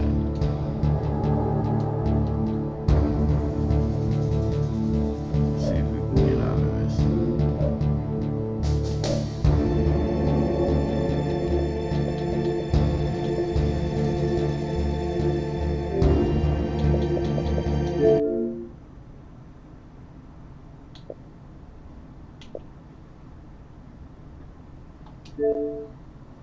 So what I don't get is, how do I play the remastered version? Those graphics ain't gonna. Those are like the PS2 graphics. We can't do that, man. All right. So while I figure that out, let's get back to some academics, cause those graphics is not gonna cut it. Sheesh, that was horrible. Alright, bro, where's the homie? Where's the attempted? No attempts? Yo, by his age, Lil Jeff was lighting it up in Chicago. Real one, real talk. This is what they try to be. Oh, y'all try to be like them niggas? Oh, Lil Jeff was going crazy. We don't want to hear no like first day out speech when you just came on a failure to appear. FTA? Oh, hell nah. It's time to catch a homie, bro. At least an attempted murder. Like, bro, at least ask T.I. where the silencer that you could get caught with it. But like, yo, T.I., where your silencer at that I could just get caught with it? That I could at least, you know what I mean, like father, like sons. Come, we gotta see something going on. I've been waiting for King to stand on business. I ain't gonna lie, remember when him and Drewski was getting into it and he showed up to this shit? I thought he was gonna pistol whip Drewski. That's what I wanted to. I'm like, oh shit. I ain't gonna lie, I be waiting to see these rich ass niggas crash out. Because if you like this type of life, if you like the life of struggle more than you like the life of success and, you know, affluence, all right, go ahead. Yeah, they're really gonna make. There's somebody down to take your spot. It's fine. You gotta crash out.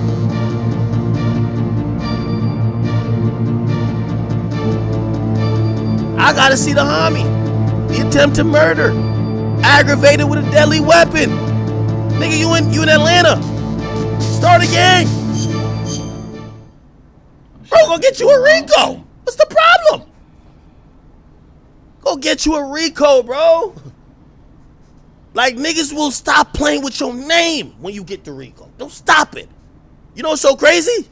Everybody who was saying, yo, Thug wear a dress, Thug this, Thug gay, Thug whatever. As soon as he caught the Rico, they're like, that nigga's a killer for real.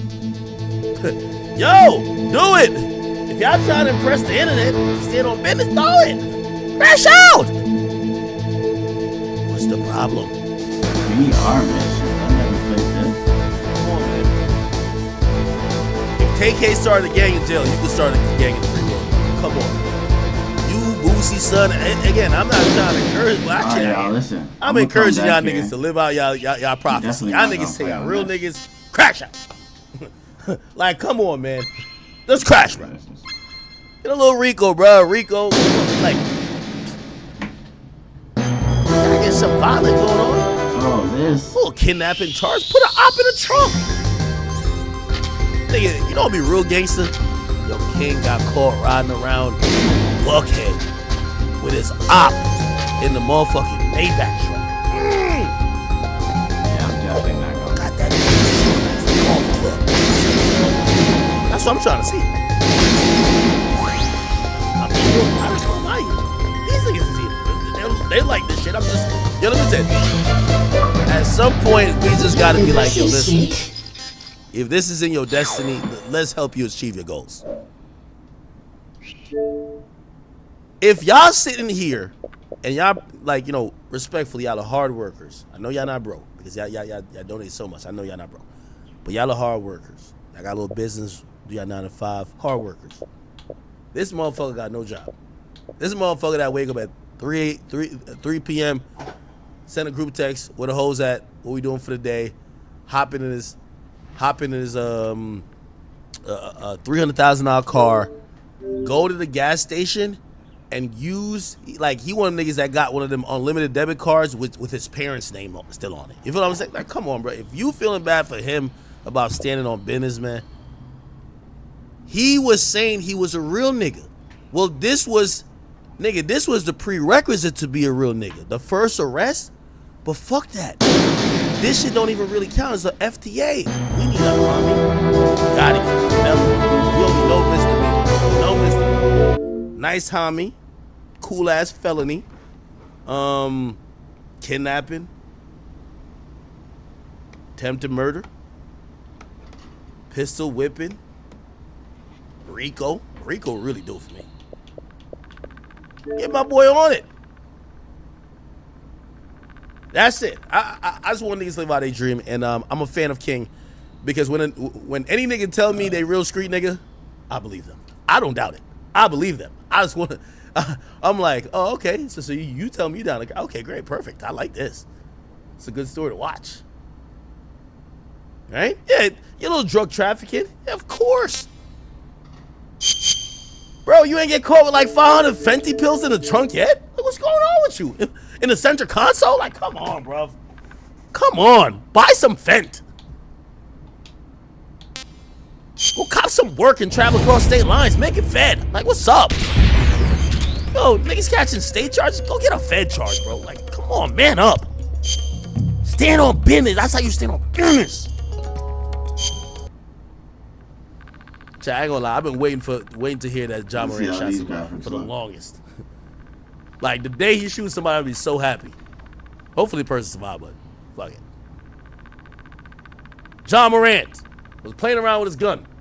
Shot somebody's head off. Perfect. Perfect. Sorry. You think I'm about to feel bad for a nigga who got like a $300 million contract but like to tote guns? Okay, perfect. I like this. Man up, man. All right, man. And actually, you know what I'm telling these guys to man up? Because the only way I could tell if they're a real nigga is if when the judge says you're facing life and they got denied bond 4 times, if they still show up to court tough as hell. After the end of World War II, the world was split into two, East and West. This marked the beginning of the era called the Cold War. Daddy, I want to come. I want to see if they really like that. Who knows? You know, I just want to support these guys, man. You know, some people's dreams are well, some other niggas' dreams just crashing out. Okay. Yo, also last one.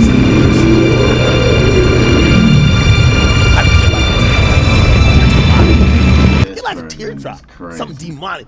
Matter of fact, yo, King, I'm gonna keep it a bean with you. Niggas not believing you. Let me tell you how you get niggas to believe you, bro. You little light skin, do the Fredo Santana. Nigga, just put something right here, nigga. Tattoo something right here, nigga. Just let niggas know, like, this. When you tattoo something in the middle of your forehead, nigga, that's like the mark of the beast. That's like, yo, I am here to crash out, bruh. All right, you know what I mean? Like, bro, you gotta play with money on the neck. Nah, fuck all. Put an AK-47 right here, right here. Feel me? Yo, you know that emoji on the Apple iPhone? Just put 2 long ass teardrop, nigga. Mass murderer. Feel me? That's all he need. I don't know why I think that this is probably his, like, you know your cell phone lock picture? Probably this, right? Yeah, I just want to see my boy live out his future. Oh, get a Ken Carson chest tat? Let me see how that looking. Ken Carson chest tattoo. What do you got tattooed on his chest? The fuck, man?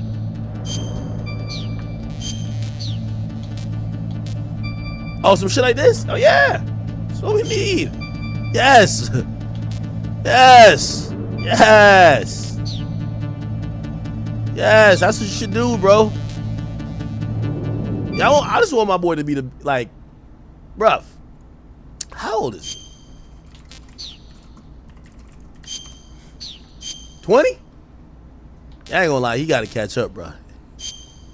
Yo, King, don't be the Bronny James of the street niggas when your dad was LeBron, alright? I heard T.I., he was official in the streets. Don't be Bronny. No disrespect to Bronny, but don't be Bronny. Okay? And if you aiming to be King Von, by 20, King Von had like 2 of them joints. You feel me? So you're a little bit behind, but just remember, this is preseason, but you got it in you. Okay? Just hold off and slap a nigga with a pistol, okay? And if worse come to worse, give him a Legos. Learn from my niggas in Toronto. No Legos, they ain't gonna do nothing crazy. Shoot below the waist. It's not attempted murder. It's not attempt to you. Okay? Alright. Perfect. Hopefully more to come.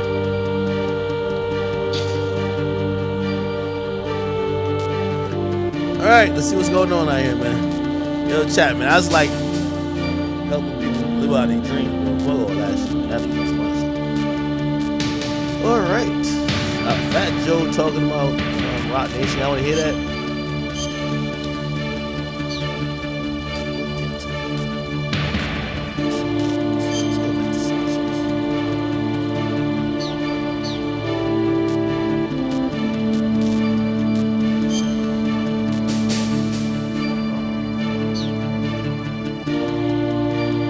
Watching the same cheese interview today.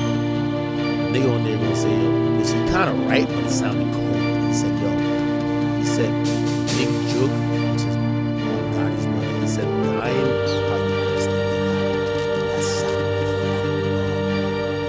But he was just saying, bro, actually, let me see what the play. That's my boy Sean Todd.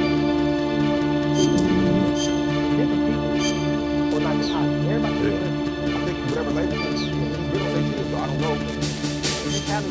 Can I get meet nobody? I can't say about you kept the whole thing. Hey, I got one song. That's not us talking down on it. Come out, I can't.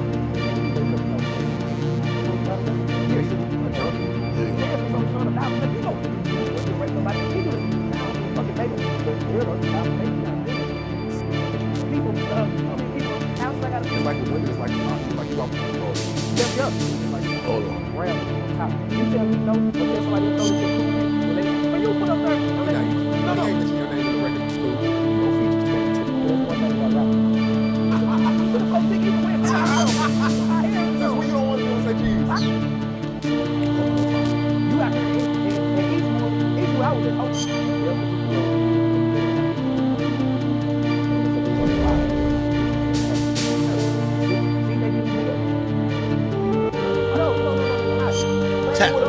how could you search like, oh, isn't there a transcript button? There's a transcript button, right? Like you can see the whole thing.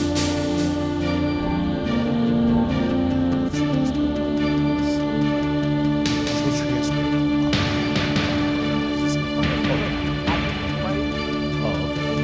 Did I search a transcript? It's not gonna matter.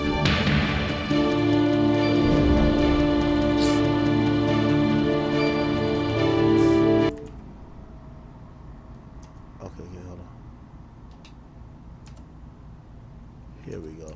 Oh, I didn't know I could do that.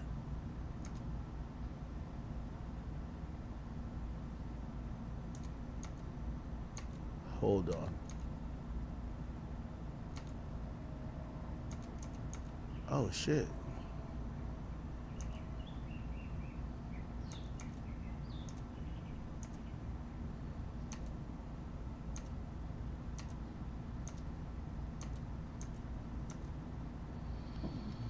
Wait, am I like searching the same shit? Hold on.